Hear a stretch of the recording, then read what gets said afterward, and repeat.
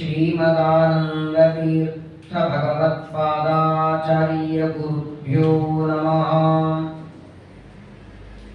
नारायणं सुरगुरुं जगदेकनाथं भक्तप्रियं सकललोकनमस्कृतं च त्रैगुण्यवर्जितमजं विभुमाद्यमीशं वन्दे भवग्नममरासुरसिद्धवन्द्यम्। नारायणाय परिपूर्णगुणार्णवाय विश्वोदयस्थितिलयो नियतिप्रदाय ज्ञानप्रदाय विबुधासुरसौख्यदुःख सत्कारणाय वितताय नमो नमस्ते। नारायणं नमस्कृत्य नरं चैव नरोत्तमं देवीं सरस्वतीं व्यासं ततो जयमुदीरये। तपसा ब्रह्मचर्येण व्यस्य वेदं सनातनम् इतिहासमिमं चक्रे पुण्यं सत्यवती सुतः। कृष्णद्वैपायनं व्यासं विद्धि नारायणं प्रभुं को ह्यन्यः पुण्डरीकाक्षात्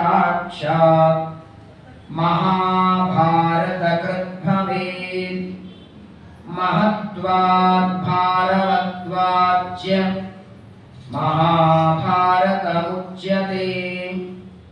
निरुक्तमस्य यो वेद सर्वपापैः प्रमुच्यते। नास्ति नारायणसमं न भूतं न भविष्यति। एतेन सत्यवाक्येन सर्वार्थां साधयाम्यहम्। यो विप्रलम्ब विपरीतमतिप्रभूतान् वादान् निरस्य कृतवान् भुवि तत्त्ववादम् सर्वेश्वरो हरिरिति प्रतिपादयन्तम् आनन्दतीर्थमुनिवर्यमहं नमामि। द्वैपायनौष्टमुखनिःसृतमप्रमेयम् पुण्यं पवित्रमतपापहरं शिवं च यो भारतं समधिगच्छति वाच्यमानं किं तस्य पुष्करजलैः अभिषेचनेन। धर्मविज्ञानवैराग्यपरमैश्वर्यशालिनः श्रीमदानन्दतीर्थ भगवत्पादान् वन्दे निरन्तरम्। आनन्दतीर्थोपदिष्टो निधिर्नारायणाह्वयः प्रदर्शितो येन सम्यक् जयतीर्थं तमाश्रये। सालङ्कारककाव्यनाटककलाकाणादपातञ्जल त्रय्यर्थस्मृतिजैमिनीय कविता सङ्गीतपारङ्गतः विप्रक्षद्रविडङ्ग्रिजातमुखरानेकप्रजासेवितः श्रीमत्सद्गुरुराघवेन्द्रयतिराट् कुर्याद्ध्रुवं मङ्गलम्। आपादमौलिपर्यन्तं गुरूणामाकृतिं स्मरेत् तेन विघ्नाः प्रणश्यन्ति सिद्ध्यन्ति च मनोरथाः। बुधैरपि सुदुर्बोधे ग्रन्थे यन्मम साहसं तत्पारयन्तु निपुणाः गुरुपादरचक्कडाः।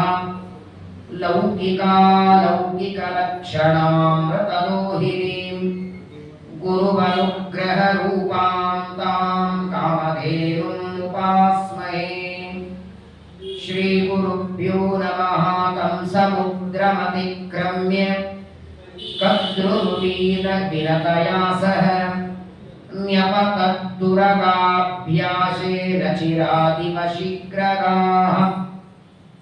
स्वस्त्यस्तु सदाम् अशेषसन्मङ्गलानि भवन्तु।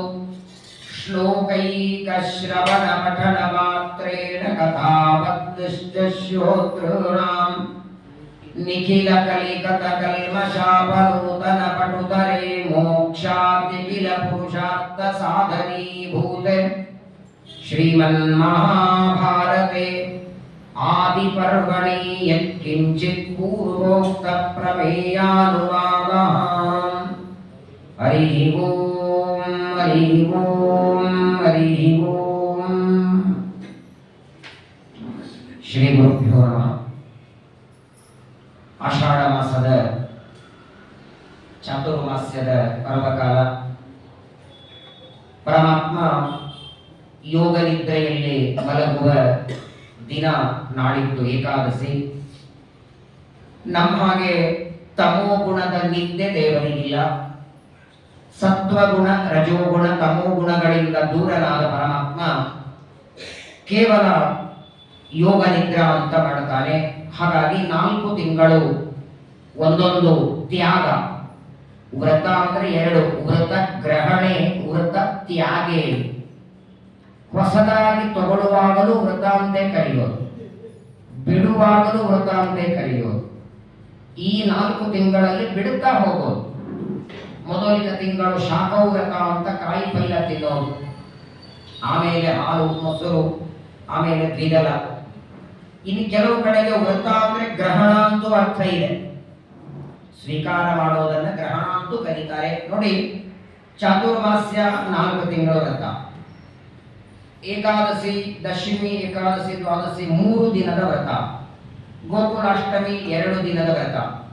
ಎಲ್ಲ ವ್ರತಗಳು 1-2 ದಿನ ಮಾಡೋದು. ಅದರ ಉದ್ಯಾಪನೆ ಆಯಿತು ಅಂದ್ರೆ ಮುಗಿಯಿತು, ಮುಂದುವರಿಸೋ ಅವಶ್ಯಕತೆ ಇಲ್ಲ. ಆದರೆ ಇಡೀ ಆಯುಷ್ಯ ಇರೋವರೆಗೂ ಮಾಡಬೇಕಾದ ವ್ರತ ಅಂದ್ರೆ ಅದು ಪಾಠ ಪ್ರವಚನ ವ್ರತ. ಇದು ಉದ್ಯಾಪನೆ ಇಲ್ಲ. ಶಾಂತಿನೂ ಭ್ರಾಂತಿಗಾಗಷ್ಟೇ. ಶಾಂತಿ ಮಾಡಿದ್ದೇವೆ ಅಂದ್ರೆ ಏನು? ನೀವು ಶಾಂತರಾಗಿರ್ಲಿಕ್ಕೆ ಶಾಂತಿ. ಶ್ರೀಮದ್ ಆಚಾರ್ಯ ಹೇಳ್ತಾರೆ, ಎಲ್ಲಿವರೆಗೆ ಅಂದ್ರೆ ಸೌಲಭ್ಯ ಶ್ರವಣಾದೀನಾಂ ಅನ್ಯತ್ ಸಂಕೋಚಮರ್ಹತಿ. ಅನುವ್ಯಾಖ್ಯಾನದಲ್ಲಿ ಆಚಾರ್ಯರು ಹೇಳ್ತಾರೆ, ಟೀಕಾರಾಯ ಸುಧಾದಲ್ಲಿ ಹೇಳ್ತಾರೆ, ಕೊನೆ ಉಸಿರಿರೋವರೆಗೂ ಎಂಥ ಪ್ರಸಂಗದಲ್ಲಿಯೂ ಏನಪ್ಪ ಪಾಠಕ್ಕೆ ಪ್ರವಚನಕ್ಕೆ ಬರ್ತಿ ಅಂತ ಯಾರಾದರೂ ಆಚಾರ ಕೇಳಿದರೆ ಯಾವುದೇ ಕೆಲಸ ಮಾಡ್ತೀರಿ ಅದನ್ನು ಬಿಟ್ಟು ಹೋಗ್ಬೇಕಂತ. ಸಾವಿರಾರು ಶಾಲಿಗ್ರಾಮ ಇಟ್ಟುಕೊಂಡು ಪೂಜೆ ಮಾಡ್ತಾ ಅಭಿಷೇಕ ಮಾಡುವಾಗಲೂ ನಿಮ್ಮನ್ನ ಪಾಠಕ್ಕೆ ಕರೆದರೆ ಪೂಜೆಯನ್ನ ಅಲ್ಲೇ ಬಿಟ್ಟು ನೀವು ಪಾಠಕ್ಕೆ ಹೋದರೂ ದೇವರು ಸಿಟ್ಟಿಗೆ ಬರೋದಿಲ್ಲ ಅಂತ ಆಚಾರ್ಯರು. ತದ್ಧಿ ತಪಸ್ತದ್ಧಿ ತಪ. ಉಪನಿಷತ್ತು ಹೇಳ್ತದೆ, ಪಾಠ ಪ್ರವಚನಕ್ಕಿಂತ ದೊಡ್ಡ ತಪಸ್ಸು ಇನ್ನೊಂದಿಲ್ಲ. ಯಾರಿಗೆ ಗೊತ್ತು ಮುಂದಿನ ಜನ್ಮ ಮತ್ತೆ ಇದೇ ರೀತಿ ನಾವೆಲ್ಲ ಬ್ರಾಹ್ಮಣರಾಗಿ ಮಾನವರಾಗಿ ಹುಟ್ಟುತ್ತೇವೆ ಅಂತ ಗ್ಯಾರಂಟಿ ಇಲ್ಲ. ಸೊಳ್ಳೆನೋ, ಎಮ್ಮೆನೋ, ಹಂದಿನೋ, ನಾಯಿನೋ, ಮೊಸಳೆ, ಮೀನು ಮಾನವರಾಗಿಯೂ ಹೀಗೆ ಬ್ರಾಹ್ಮಣರಾಗಿ ದೇವರ ಭಕ್ತರಾಗಿ ಹುಟ್ಟುತ್ತೇವೆ ಅಂತಿಲ್ಲ. ಈ ರೀತಿ ಸಜ್ಜನರ ಸಂಘ ಸಿಗತ್ತೆ ಅಂತಿಲ್ಲ. ಏನೂ ಆಗಬಹುದು.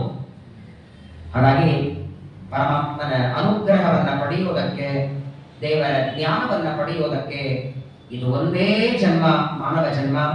ಇದನ್ನ ವ್ಯರ್ಥ ಮಾಡಬಾರದು ಅಂತ ಅನೇಕ ಮಾತುಗಳನ್ನು ವೇದವ್ಯಾಸ ದೇವರು ನಮಗೆ ತಿಳಿಸಿಕೊಡ್ತಾರೆ. ಹಾಗಾಗಿ ಪ್ರತಿನಿತ್ಯ ಮಾಡಬೇಕಾದ, ತಪ್ಪದೇ ಮಾಡಬೇಕಾದ ಕಾರ್ಯ ಅದು ಮಹಾಭಾರತದ ಶ್ರವಣ.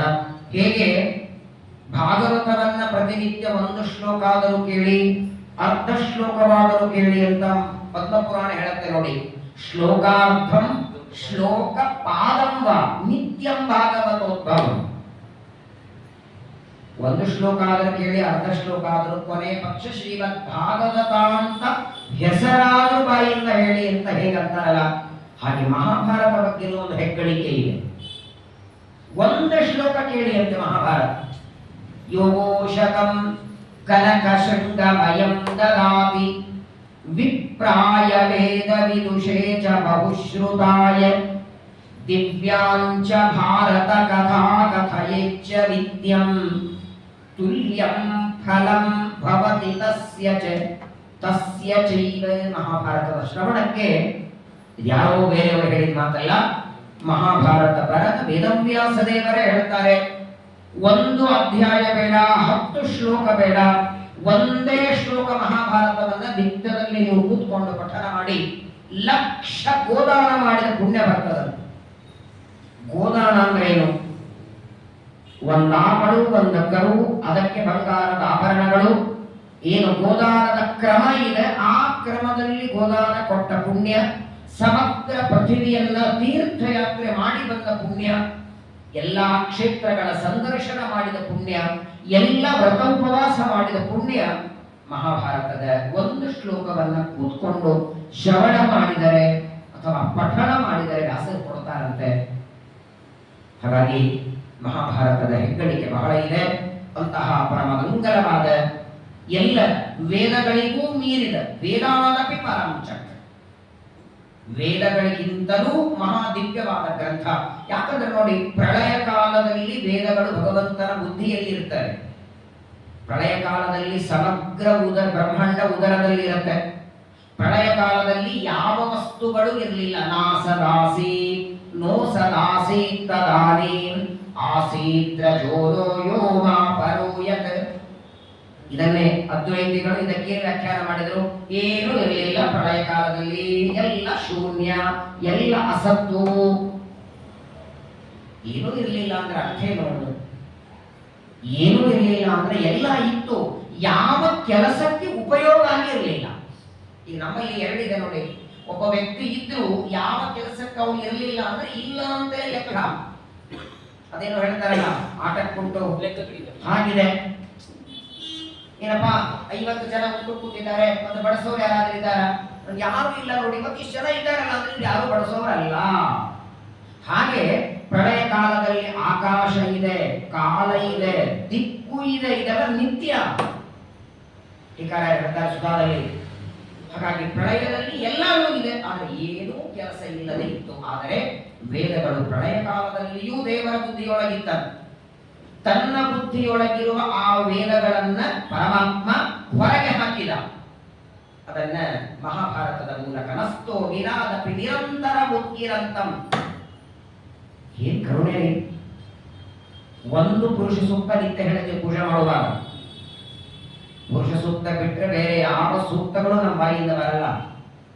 ಪ್ರತಿನಿತ್ಯದಲ್ಲಿ ಅನಂತ ವೇದಗಳನ್ನ ತನ್ನ ಮುಖದಿಂದ ದೇವರು ಉಚ್ಚಾರ ಮಾಡ್ತಾರಂತೆ. ವೈಕುಂಠಸ್ಯ ಅಖಿಲ ವೇದಾಃ ಉದ್ಗೀರ್ಯಂತೆ ನಿಶಂ ಯತಃ. ಆಚಾರ್ಯರಂತಾರೆ ಅನಿಶಂ, ಅದು ನಿಶಂ ಅಲ್ಲ, ಅನಿಶಂ. ಅಖಿಲ ವೇದಾಃ, ಅನಂತ ವೇದಗಳು ಪರಮಾತ್ಮನ ಮುಖದಿಂದ ನಿರಂತರ ಹೊರಗೆ ಬರ್ತವೆ. ಪ್ರಪಂಚದಲ್ಲಿ ಚೆನ್ನಾಗಿ ಅಡಿಗೆ ಮಾಡಿ ಕೊಟ್ಟ ವ್ಯಕ್ತಿಯ ಋಣ ನಮ್ಮ ತಲೆ ಮೇಲೆ ಇರ್ತದೆ. ಬಡಿಸುವಾಗ ಒಂದು ಉಂಡಿ ಎಕ್ಸ್ಟ್ರಾ ಬಡಿಸಿದವರ ಋಣ ತಲೆ ಮೇಲೆ ಇರ್ತದೆ. ಅದನ್ನೆಲ್ಲ ತೀರಿಸಬಹುದು ನಾವು. ಬಟ್ಟೆ ಕೊಟ್ಟ ವ್ಯಕ್ತಿಗೆ ನೀವು ತಿರುಗಿ ಬಟ್ಟೆ ಕೊಡಬಹುದು. ಯಾರೋ ಊಟಕ್ಕೆ ಹಾಕಿದ್ರೆ ನೀವು ಅವರನ್ನು ಕರೆದು ಊಟಕ್ಕೆ ಹಾಕಬಹುದು. ಆದರೆ ಗ್ರಂಥವನ್ನ ಬರೆದು ತತ್ವಜ್ಞಾನವನ್ನ ಕೊಟ್ಟ ವೇದವ್ಯಾಸ ದೇವರ ಋಣ ತೀರಿಸಲಿಕ್ಕಾಗತ್ತಾ? ದ್ವಾಪರ ಯುಗದಲ್ಲಿ ವ್ಯಾಸರು ನಮಗೆ ಕೊಟ್ಟ ದೊಡ್ಡ ಗ್ರಂಥ ಶ್ರೀಮನ್ ಮಹಾಭಾರತ. ಮಹಾಭಾರತದ ಉಪಕ್ರಮ ಹೇಗಾಯಿತು, ಹೇಗೆ ಮಹಾಭಾರತ ಪ್ರಾರಂಭವಾಯಿತು, ಇನ್ನು ಕಥೆ ಶುರುವಾಗೇ ಇಲ್ಲ. ಭಾಗವತ ನೋಡಿ, ಪ್ರಥಮ ಸ್ಕಂದದಲ್ಲಿ ಸೂತ ಮತ್ತು ಶೌನಕರ ಸಂವಾದ ಇದೆ. ಶೌನಕರು ಸೂತನಿಗೆ ಕೇಳ್ತಾರೆ, ವೇದವ್ಯಾಸರು ಭಾಗವತ ಯಾವಾಗ ಬರೆದರು, ಯಾವಾಗ ಬರೆದರು, ಎಲ್ಲಿ ಬರೆದರು, ಯಾಕೆ ಬರೆದರು? 3 ಪ್ರಶ್ನೆ ಶೌನಕರು ಕೇಳಿದರು. ಯಾವಾಗ ಬರೆದರು? ನಾರದರು ಬಂದು ಪ್ರಾರ್ಥನೆ ಮಾಡಿದಾಗ. ಯಾಕೆ ಬರೆದರು? ಜಗತ್ತಿನ ಕಲ್ಯಾಣಕ್ಕಾಗಿ. ಯಾರಿಗೆ ಅದನ್ನು ಉಪದೇಶ ಮಾಡಿದರು? ಶುಕಾಚಾರ್ಯರ ಮೂಲಕ ಪರೀಕ್ಷಿತನಿಗೆ. ಹೇಗೆ ಭಾಗವತ, ನಿಜವಾಗಿ ಭಾಗವತ ಶುರು ಎಲ್ಲಿಂದ ಹೇಳಿ? 2ನೇ ಸ್ಕಂದದಿಂದ. ಶುಕಾಚಾರ್ಯರ ಆಗಮನ ಆದ ಮೇಲೆ ಪರೀಕ್ಷಿತರು ಪ್ರಶ್ನೆ ಮಾಡ್ತಾರೆ. ಹಾಗೆ ಮಹಾಭಾರತ ಶುರುವಾಗುವುದು ಜನಮೇಜಯನ ಪ್ರಶ್ನೆ, ಪರೀಕ್ಷಿತನ ಮಗನಾದ ಜನಮೇಜಯನ ಪ್ರಶ್ನೆ, ಅದಕ್ಕೆ ವೈಶಂಪಾಯನರ ಉತ್ತರ. ಅದಕ್ಕೂ ಮೊದಲು ಮಹಾಭಾರತದ ಪೀಠಿಕಾ, ಏನಂತ ಕರೀತಾರೆ, ಅನುಕ್ರಮಣಿಕಾ ಪರ್ವ ಅಂತ ಕರೀತಾರೆ.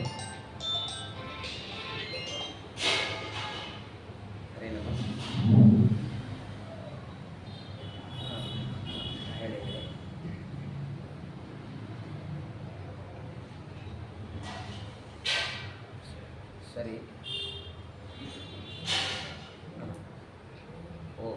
ನಾನು ಪ್ರವಚನದಲ್ಲಿ ಇದ್ದೀನಿ, ಮುಗಿದ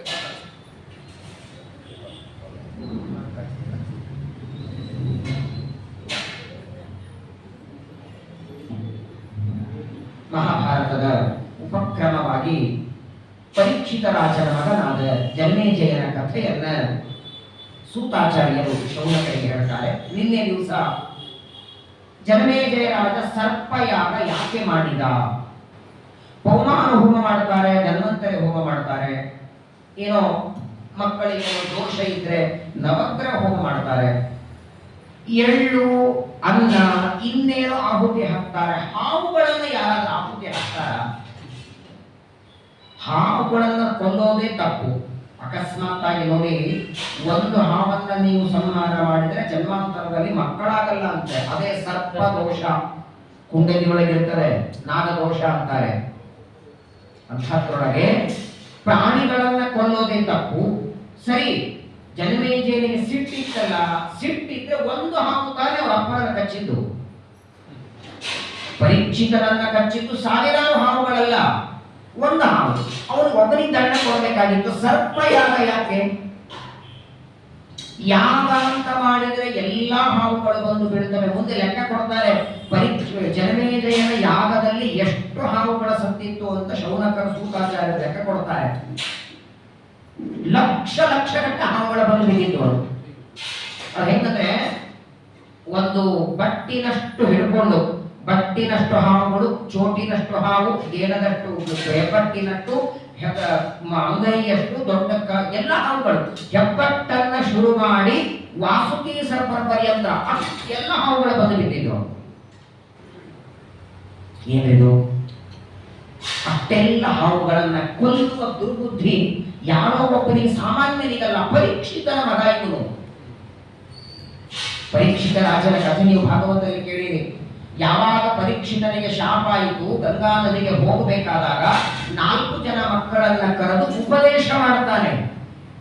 ರಾಜ್ಯ ಹೇಗೆ ಆಳಬೇಕು, ಪ್ರಜೆಗಳ ಜೊತೆಗೆ ವ್ಯವಹಾರ ಹೇಗಿರಬೇಕು, ಎಂಥ ಪ್ರಸಂಗ ಬಂದು ಪ್ರಜೆಗಳಿಗೆ ದಂಡ ಕೊಡಬಾರದು. ಇಷ್ಟೆಲ್ಲ ಮಕ್ಕಳಿಗೆ ಉಪದೇಶ ಮಾಡಿ ತಂದೆ ಹೋದ ಮೇಲೂ ಪರೀಕ್ಷಿತನ ಉಪದೇಶ ಏನು ವ್ಯರ್ಥನೆ ಆಯ್ತಲ್ಲ ಅಂತ ಮೇಲ್ನೋಟಕ್ಕೆ ಜನಮೇಜಯ ಮಾಡಿದ ತಪ್ಪು ಅಂತ ಅನಿಸ್ತದೆ. ಅದಕ್ಕೆ ಮಹಾಭಾರತ ಬಹಳ ಸುಂದರವಾದ ಕಾರಣ ಕೊಡುತ್ತದೆ. ಈ ಸರ್ಪಯಾಗ ಮಾಡುವಂತೆ, ಎಲ್ಲ ಹಾವುಗಳನ್ನ ಕೊಲ್ಲುವಂತೆ ಜನಮೇಜಯನಿಗೆ ಪ್ರೇರಣೆ ಮಾಡಿದ್ದು ವೈದ ಅನ್ನುವ ಋಷಿಗಳ ಶಿಷ್ಯ ಉದಂಕನ ಪ್ರೇರಣೆಯಿಂದ ತಕ್ಷಕನನ್ನ ಸಾಯುವಂತೆ ಹೋಮ ಮಾಡುವಂತಾನೆ. ತಕ್ಷಕ ಒಬ್ಬ ಸಾಯಿಲಿ, ಎಲ್ಲ ಹಾವುಗಳು ಯಾಕೆ ಸಾಯಿತು, ಎಲ್ಲ ಹಾವುಗಳನ್ನ ಕೊಲ್ಲುವ ಪ್ರಸಂಗ ಯಾಕೆ ಬಂತು ಅಂತ ಶೌನಕರು ಪ್ರಶ್ನೆ ಕೇಳಿದಾಗ ಸೂತರು ಉತ್ತರ ಕೊಡ್ತಾರೆ. ಒಂದು ಬಾರಿ ಕಶ್ಯಪರ 2 ಮಡದಿಯರು, ವಿನತ, ಕದ್ರು, ಇವರಿಬ್ಬರಿಗೆ ಸಂತಾನ ಪಡಿಬೇಕು ಅಂತ ಅಪೇಕ್ಷೆ ಆಯಿತು. ಯಾವ ಹೆಂಡತಿಗಾದರೂ ಇರುತ್ತೆ. 2 ದೀರ್ಘಕಾಲ ತಪಸ್ಸು ಮಾಡಿದರು. ಕಶ್ಯಪರು ಅನುಗ್ರಹವನ್ನ ಮಾಡಿ ಏನ್ ಬೇಕು ಅಂತ. ಆಗ ವಿನತಾದೇವಿ ಕೇಳಿದ್ದು 2 ಮಕ್ಕಳ ಸಾಕು ಅಂತ. ಆದ್ರೆ ಬಲಿಷ್ಠರು ಬೇಕು, ಮಹಾಪ್ರಬಲರಾದ 2 ಮಕ್ಕಳ ಬೇಕು ಅಂತ ವಿನತಾದೇವಿ ಬೇಡ್ಕೊಳ್ತಾಳೆ. 1000 ಜನ ಮಕ್ಕಳ ಬೇಕು ಅಂತ ಕದ್ರುದೇವಿ ಬೇಡ್ಕೊಳ್ತಾಳೆ. ಒಬ್ಬನೇ ಮಗ ಬೇಡ, 100 ಜನ, 1000 ಜನ ಮಕ್ಕಳ ಬೇಕು ಅಂತ. ತಥಾಸ್ತು ಅಂತ ಇಬ್ಬರಿಗೂ ವರ ಕೊಟ್ಟಾಗಿದೆ. 2 ಕಾಲಾಂತರದಲ್ಲಿ ನೋಡಿ, ಕದ್ರುದೇವಿ, ವಿನತಾದೇವಿ 2 ನೇರವಾಗಿ ಮಕ್ಕಳಿಗೆ ಜನ್ಮ ಕೊಡಲಿಲ್ಲ. ನೇರವಾಗಿ 2 ಮಕ್ಕಳಿಗೆ ಜನ್ಮ ಕೊಡಲಿಲ್ಲ. ಅವರಿಬ್ಬರ ಹೊಟ್ಟೆಯಿಂದ ಹುಟ್ಟಿದ್ದು ಮೊಟ್ಟೆಗಳೇ. ವಿನತಾದೇವಿಯ ಗರ್ಭದಿಂದ 2 ಮೊಟ್ಟೆಗಳು ಹೊರಗೆ ಬಂತು. ಕರ್ತೃದೇವಿಯ ಗರ್ಭದಿಂದ 100,000 ಮೊಟ್ಟೆಗಳು ಮೊದಲು ಮೊಟ್ಟೆಗಳಾಗಿ ಹೊರಗೆ ಬಂದು ಆನಂತರ ಒಡೆದು ಅವುಗಳೆಲ್ಲ ಹಾವುಗಳಾಗಿ. ಒಟ್ಟಾರೆ ಸಂತಾನ ಆಗೋದು 4 ರೀತಿ: ಸ್ವೇದಜ, ಅಂಡಜ, ಉದ್ಭಿಜ, ಜರಾಯುಜ. ಸ್ವೇದಜ ಅಂದ್ರೆ ಬೆವರಿನಿಂದ ಹುಟ್ಟುವ ಕ್ರಿಮಿಗಳು. ಸ್ವೇದ ಅಂದ್ರೆ ಬೆವರು. ಬೆವರಿನಿಂದಲೇ ಕೆಲವು ಕ್ರಿಮಿಗಳೆಲ್ಲ ಹುಟ್ಟುತ್ತವೆ, ಅವುಗಳನ್ನು ಸ್ವೇದಜ ಅಂದರು. ಮೊದಲು ಕತ್ತೆಯಾಗಿ ಮೊಟ್ಟೆಯಾಗಿ ಹೊರಗೆ ಬಂದು ದೇಹವನ್ನ ಪಡಿತವೆ, ಅವುಗಳಿಗೆ ಅಂಡಜ ಅಂತ ಕರೆಯೋದು. ಜೋರಾಗಿ ಮಳೆಯಾದಾಗ ಭೂಮಿ ಸೀಳಿಕೊಂಡು ಹುಳಗಳು ಬರ್ತವೆ, ಉದ್ಭಿಜ ಅಂತ ಕರೆಯೋದು. 9 ತಿಂಗಳ ಗರ್ಭದಲ್ಲಿ ಇದ್ದು ಬರುವ ನಾವು ನೀವೆಲ್ಲರೂ ಜರಾಯುಜರು. ಯಥೋಲ್ವೇ ನಾಹುತೋ ಗರ್ಭ ತಥಾ ತೇನೇನ ಮಾವೃತಂ. ಗೀತೆಯಲ್ಲಿ ಕೃಷ್ಣ ಹೇಳ್ತಾರೆ, ನಾವೆಲ್ಲ ಜರಾಯುಜರು. ನೇರವಾಗಿ ಮೊಟ್ಟೆಯಾಗಿ ಹೊರಗೆ ಬರೋರೆಲ್ಲ 9 ತಿಂಗಳು ಗರ್ಭದಲ್ಲಿ ಇದ್ದೇ ಬರಬೇಕು. ಸರಿ, ಕರ್ತೃದೇವಿಗೆ ಅನೇಕ ಮೊಟ್ಟೆಗಳು ಹುಟ್ಟಿತು, ವಿನತಾದೇವಿಗೆ 2 ಮೊಟ್ಟೆಗಳು. ಸಾಮಾನ್ಯವಾಗಿ ನೋಡಿ, ಈ ಮೊಟ್ಟೆಗಳಿಗೆ ಅವುಗಳು ತಾವಾಗಿ ಒಡಿಬೇಕು, ನಾವು ಒಡಿಬಾರದಲ್ಲ. ಮೊಟ್ಟೆಗಳಾಗಿ ಬಂದ ಮೇಲೆ ತಾವಾಗಿ ಒಡೆದರೆ ಆ ಮಗುವಿನ ದೇಹ ಸಂಪೂರ್ಣವಾಗಿ ಬರುತ್ತದೆ. ಕರ್ತೃದೇವಿಗೆ 1000 ಮೊಟ್ಟೆಗಳು ಹುಟ್ಟಿದ್ದಾಯಿತು, ಮೊಟ್ಟೆಗಳ ಒಡೆದದ್ದಾಯಿತು, ಮಕ್ಕಳು ಆದರು. ವಿನತಾದೇವಿಯ ಗರ್ಭದಿಂದ ಬಂದದ್ದೇ 2 ಮೊಟ್ಟೆ. ಆ 2 ಮೊಟ್ಟೆಗಳು 500 ವರ್ಷಗಳಾದರೂ ಒಡಿಲಿಲ್ಲ. 500 ವರ್ಷ ಒಡಿತಾನೇ ಇಲ್ಲ. ಇವಳಂತಾಳೆ, ಇನ್ನೇನು ಮೊಟ್ಟೆ ಬಂದಿಲ್ಲ, ಕಲ್ಲೋ ಏನಿದು, ಎಷ್ಟು ದಿನ ಅಂತ ಕಾಯ್ಬೇಕು. ತಾನಾಗಿ ತಾನು ಮೊಟ್ಟೆ ಹೊಡಿತದೆ ಅಂತ ನೋಡ್ತಾ ನೋಡ್ತಾ 500 ವರ್ಷ ಕಳೆದ ಮೇಲೆ ವಿನತಾದೇವಿ ಅಂತಾಳೆ, ಇನ್ನು ಕಾಯ್ಕೋತ್ ಕೊಡೋದ್ರಲ್ಲಿ ಅರ್ಚಿಲ್ಲ ಅಂತ 1 ಮೊಟ್ಟೆಯನ್ನು ತಾನೇ ಹೊಡೆದು ಬಿಡ್ತಾಳೆ. 1 ಮೊಟ್ಟೆಯನ್ನು ಹೊಡೆದ ಕ್ಷಣ ಆ ಮೊಟ್ಟೆಯೊಳಗಿಂದ ಮಗು ಹೊರಗೆ ಬರ್ತದೆ. ಆದರೆ ಆ ಮಗುವಿಗೆ ಕಾಲುಗಳೇ ಬರಲಿಲ್ಲ. ಇಷ್ಟೇ ದೇಹ, ಬಾಹುಗಳಿದೆ, ಹೊಟ್ಟೆ ಇದೆ, ಹೃದಯ ಇದೆ, ತಲೆ ಇದೆ, ಸೊಂಟದವರೆಗೆ ಮಾತ್ರ ಇದೆ. ಅದರ ಕೆಳಗಿನ ಭಾಗ ಬೆಳಿಲೇ ಇಲ್ಲ. ಆ ಮೊಟ್ಟೆಯಿಂದ ಹೊರಗೆ ಬಂದ ಮಗುವನ್ನಂತೆ ಯಾಕಮ್ಮ ಗಡಬಿಡಿ ಮಾಡದೇ ಇರ್ತದೆ? 500 ವರ್ಷ ಕಾಯ್ದವಳು ಇನ್ನು ಸ್ವಲ್ಪ ದಿವಸ ಕಾಯಬೇಕಾಗಿತ್ತು. ನೀನು ಗಡಿಬಿಡಿಯಿಂದ ಅವಸರದಿಂದ ಮೊಟ್ಟೆ ಒಡೆದದಕ್ಕೆ ನನ್ನ ಕೆಳಗಿನ ಭಾಗವೇ ಬರಲಿಲ್ಲ. ಆ ವ್ಯಕ್ತಿ ಅವನು ಸೂರ್ಯನಿಗೆ ಸಾರಥಿಯಾಗ್ತಾನೆ. ಅವನೇ ಅರುಣ ಅಂತ ಹೆಸರು ಪಡಿತಾನೆ. ವಿನತಾದೇವಿಯ ಗರ್ಭದಿಂದ ಮೊಟ್ಟೆಯಾಗಿ ಬಂದ ಮೊದಲನೇ ಮಗು. ಹಾಗಾಗಿ ಅರುಣನಿಗೆ ಕಾಲಿಲ್ಲ. ಸೂರ್ಯನ ಸಾರಥಿಯಾದ ಅರುಣ. ಹಾಗಾಗಿ ಪ್ರಾತಃ ಕಾಲದಲ್ಲಿ ಮೊದಲು ಅರುಣೋದಯ, ಆಮೇಲೆ ಸೂರ್ಯೋದಯ. ಯಾಕಂದ್ರೆ ಮೊದಲು ಅರುಣ ರಥ ತಗೊಂಡು ಬಂದು ನಿಲ್ತಾನೆ. ನಾನು ಭಾಗವತ್ ಹೇಳುವಾಗ ಒಂದು ಮಾತು ಹೇಳಿದ್ದೆ, ನೆನಪಿರಬಹುದು. ಒಂದು ಗಾಡಿಯೊಳಗೆ ಫುಲ್ ಪೆಟ್ರೋಲ್ ಹಾಕಿ ಬೆಳಗ್ಗೆ 6 ಗಂಟೆಗೆ ಮಾಧ್ವಸಂಗದಿಂದ ಹೊರಟು ಸಾಯಂಕಾಲ 6 ಗಂಟೆವರೆಗೆ ನಾನ್ ಸ್ಟಾಪ್ ಡ್ರೈವಿಂಗ್ ಮಾಡಬೇಕು. ಎಷ್ಟು ಕಿಲೋಮೀಟರ್ ಹೋಗ್ಬೋದು ನೀವು? ಒಂದು 12 ಗಂಟೆ. ಬೆಳಗ್ಗೆ 6 ಗಂಟೆಯಿಂದ ಸಾಯಂಕಾಲ ಎಲ್ಲೂ ನಿಲ್ಸೋದಿಲ್ಲ. ಹಾಗೆ ಡ್ರೈವಿಂಗ್ ಮಾಡ್ತಾನೆ. ಏನೋ ಸ್ವಲ್ಪ ತಿನ್ನೋದು 600, 700, ಬಹಳ ಅಂದ್ರೆ 800 ನಾನ್ ಸ್ಟಾಪ್ ಹೋಗಿ ಬಂದ್ರೆ. ಅವತ್ತು ಒಂದಿನ ಹೋಗಿ ಬಂದ್ರೆ 3 ದಿನ ಪ್ರವಚನಗಳಾಗಲೇ. ವಿಚಾರ ಮಾಡಿ. ಸೂರ್ಯನು ಪ್ರಾತಃ ಕಾಲದಲ್ಲಿ 6:30ಗೆ ಬರ್ತಾನೆ. 6:30ಗೆ ಸೂರ್ಯನಿಗೆ ಸಾರಥಿಯಾಗಿ ರಥ ತಂದು ನಿಲ್ಲಿಸ್ತಾನೆ. ಒಂದು ದಿನಕ್ಕೆ ಸೂರ್ಯ 9,50,00,000 ಯೋಜನ ಹೋಗ್ತಾನೆ ಪರ್ ಡೇ. ಪಂಚಮಸ್ಕಂದ ಭಾಗವತ ಹೇಳ್ತದೆ. ತಿರುಗಿ ಬಿಡುತ್ತದೆ ಕಣ್ಣು. ಲೆಕ್ಕ ಕೇಳಿದ್ರೆ 9,50,00,000 ಏನು ಸ್ಪೀಡ್ ಆಗಿ ಹೋಗ್ತಿರ್ತಕ್ಕಂಥ ಸೂರ್ಯನ ರಥ. ವಾಲಕೀಯರು ಎದುರುಗಡೆ ತಪಸ್ಸು ಸ್ತೋತ್ರ ಮಾಡ್ತಿರ್ತಾರೆ. ನಾವೇನು ಸೂರ್ಯನಿಗೆ ಅರ್ಘ್ಯ ಕೊಡ್ತೀವಲ್ಲ, ಆ ಅರ್ಘ್ಯವೇ ಅಸ್ತ್ರಗಳಾಗಿ ಮಂದೇಹ ಅನ್ನುವ ರಾಕ್ಷಸರನ್ನ ಸಂಹಾರ ಮಾಡ್ತವೆ. ಗುರುಗಳು ಹೀಗೆ ಕೂತ್ರೆ ಅವರಿಗೆ ಅಭಿಮುಖವಾಗಿ ಪಾಠಕ್ಕೆ ಕೊಡಬಹುದು. ಕೂತ್ಕೊಂಡು ಪಾಠ ಕೊಡುವುದು ಬೇರೆ. ಅಷ್ಟು ವೇಗವಾಗಿ ಸೂರ್ಯನ ರಥ ಹೊರಟಿದ್ರೆ ಆ ಸೂರ್ಯನಿಗೆ ಎದುರಾಗಿ ಮಹಾವ್ಯಾಕರಣವನ್ನು ಹನುಮಂತ ದೇವರು ಅಧ್ಯಯನ ಮಾಡ್ತಿದ್ರ. ಮಹಾವ್ಯಾಕರಣಂಬೋಧಿ ಮಂಥ ಮಾನಸ ಮಂದಿರಂ ಕವಯಂತಂ ರಾಮಕೀರ್ತ್ಯ ಹನುಮಂತ ಉಪಾಸ್ಮಹೇ. ಹಾಗಾಗಿ ಸೂರ್ಯನ ಸಾರಥಿಯಾದ ಅರುಣ ವಿನತೆಯ ಮಗ, ಅವನಿಗೆ ಕಾಲು ಬರಲಿಲ್ಲ. ಇದೇ ಅರುಣನಿಂದ ಇಬ್ಬರು ಮಕ್ಕಳಾಗ್ತಾರೆ. ಅವರೇ ರಾಮಾಯಣದಲ್ಲಿ ರಾಮನ ಸೇವೆ ಮಾಡಿದ ಸಂಪಾತಿ ಜಟಾಯು ಅಂತ ಎರಡು ಪಕ್ಷಿಗಳು. ಸೀತಾದೇವಿಯ ವಾರ್ತೆಯನ್ನ ರಾಮನಿಗೆ ತಿಳಿಸ್ತಲ್ಲ, ಆ ಸಂಪಾತಿ ಜಟಾಯು ಅವರಿಬ್ಬರು ಅರುಣನ ಮಕ್ಕಳು. ಆ ಅರುಣ ಯಾವಾಗ ವಿನತಾದೇವಿ ಒಂದು ಮೊಟ್ಟೆ ಹೊಡೆದೋ, ಆಗ ಈ ಮಗ ಹೇಳ್ತಾನೆ, ನನ್ನ ತಮ್ಮ ಇನ್ನೊಂದು ಮೊಟ್ಟೆ ಸರ್ವತಾ ಹೊಡಿಲಿಕ್ಕೆ ಹೋಗಬೇಡ, ಇನ್ನೊಂದು 500 ವರ್ಷ ಹಾಗೆ ಇರಲಿ ಅದು.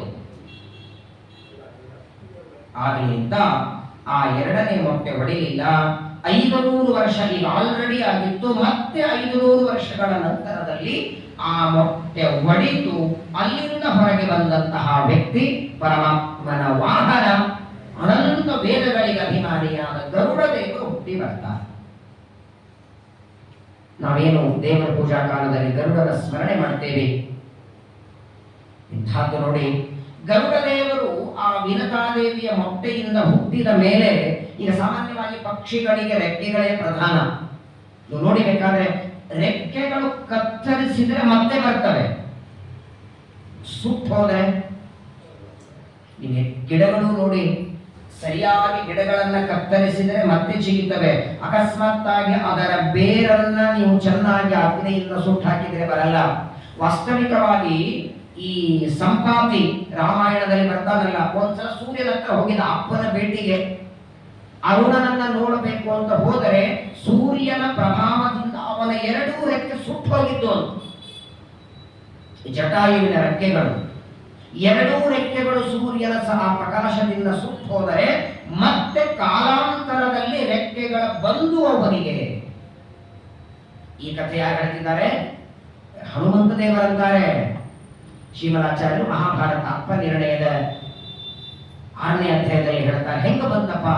ಸೂರ್ಯನ ಪ್ರಕಾಶದಿಂದ ಸುಟ್ಟೋದ್ರೆ ಹೇಗೆ ಬಂತು? ಸದಗ್ಧ ಪಕ್ಷ ಸವಿತ್ರ ಪ್ರತಾಪ ಶ್ರುತ್ವೈವ ರಾಮಸ್ಯ ಕಥಾಂ ಸಪಕ್ಷ. ಸೂರ್ಯನ ಪ್ರಭಾವದಿಂದ ರೆಕ್ಕೆ ಕಳ್ಕೊಂಡು ರಾಮನ ಕಥೆ ಕೇಳಿದ್ದಕ್ಕೆ ಮತ್ತೆ ರೆಕ್ಕೆ ಬಂತು ಅಂತ ರಾಮಚರಿತ್ರೆ ವರ್ಣನೆ ಮಾಡುವ ಸಂದರ್ಭದಲ್ಲಿ ಹೇಳ್ತಾರೆ.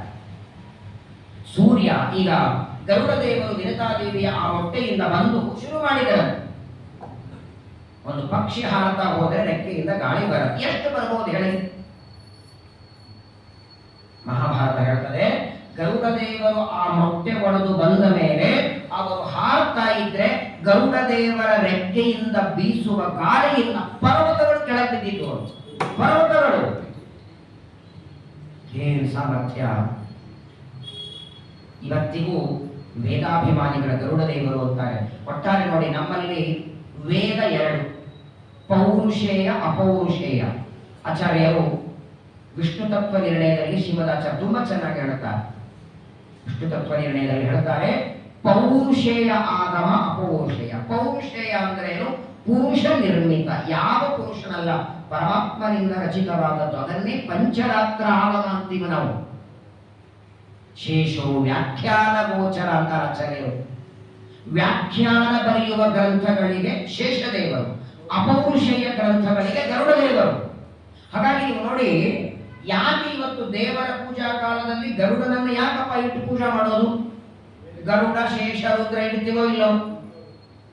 ರುದ್ರ ದೇವರ ಬಹಳ ಮನೆ ಇಲ್ಲ, ಅಂತೂ ಗರುಡ ಶೇಷರ ಪೂಜಾ ಉಂಟು. ಯಾಕೆ?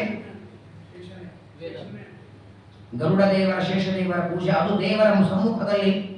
ಕೇವಲ ಗರುಡ ದೇವರು ಪರಮಾತ್ಮನಿಗೆ ವಾಹನ ಅಂತಲ್ಲ. ನೀವು ನೋಡಿ, ಗರುಡ ದೇವರು ದೇವರನ್ನ ಹೆಗಲ ಮೇಲೆ ಹೊತ್ತುಕೊಂಡು ಹೋಗಬೇಕಾದರೆ ಅವರು ರೆಕ್ಕೆಗಳ ಹೊಡಿತಿದ್ರೆ ಅವುಗಳಿಂದ ವೇದಗಳ ಧ್ವನಿ ಕೇಳಿಸ್ತದ.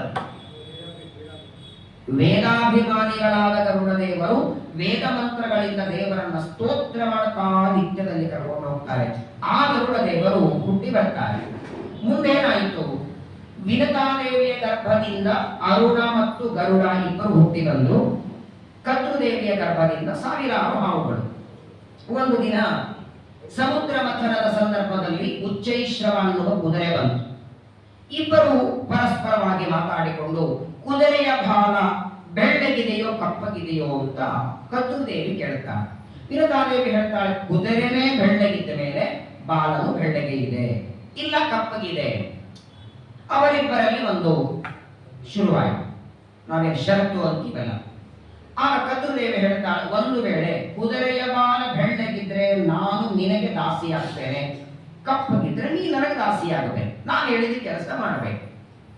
ಆಗಲಿ ಅಂತ ಪರಸ್ಪರವಾಗಿ ಮಾತಾಡಿಕೊಂಡು ಕದ್ರುದೇವಿ ಬಂದು ತನ್ನ ಮಕ್ಕಳಿಗೆಲ್ಲ ಹೇಳ್ತಾಳೆ, ಸ್ವಲ್ಪ ಹೊತ್ತು ಆ ಬಾಲದಲ್ಲಿ ಕೂತ್ಕೋಬೇಕು.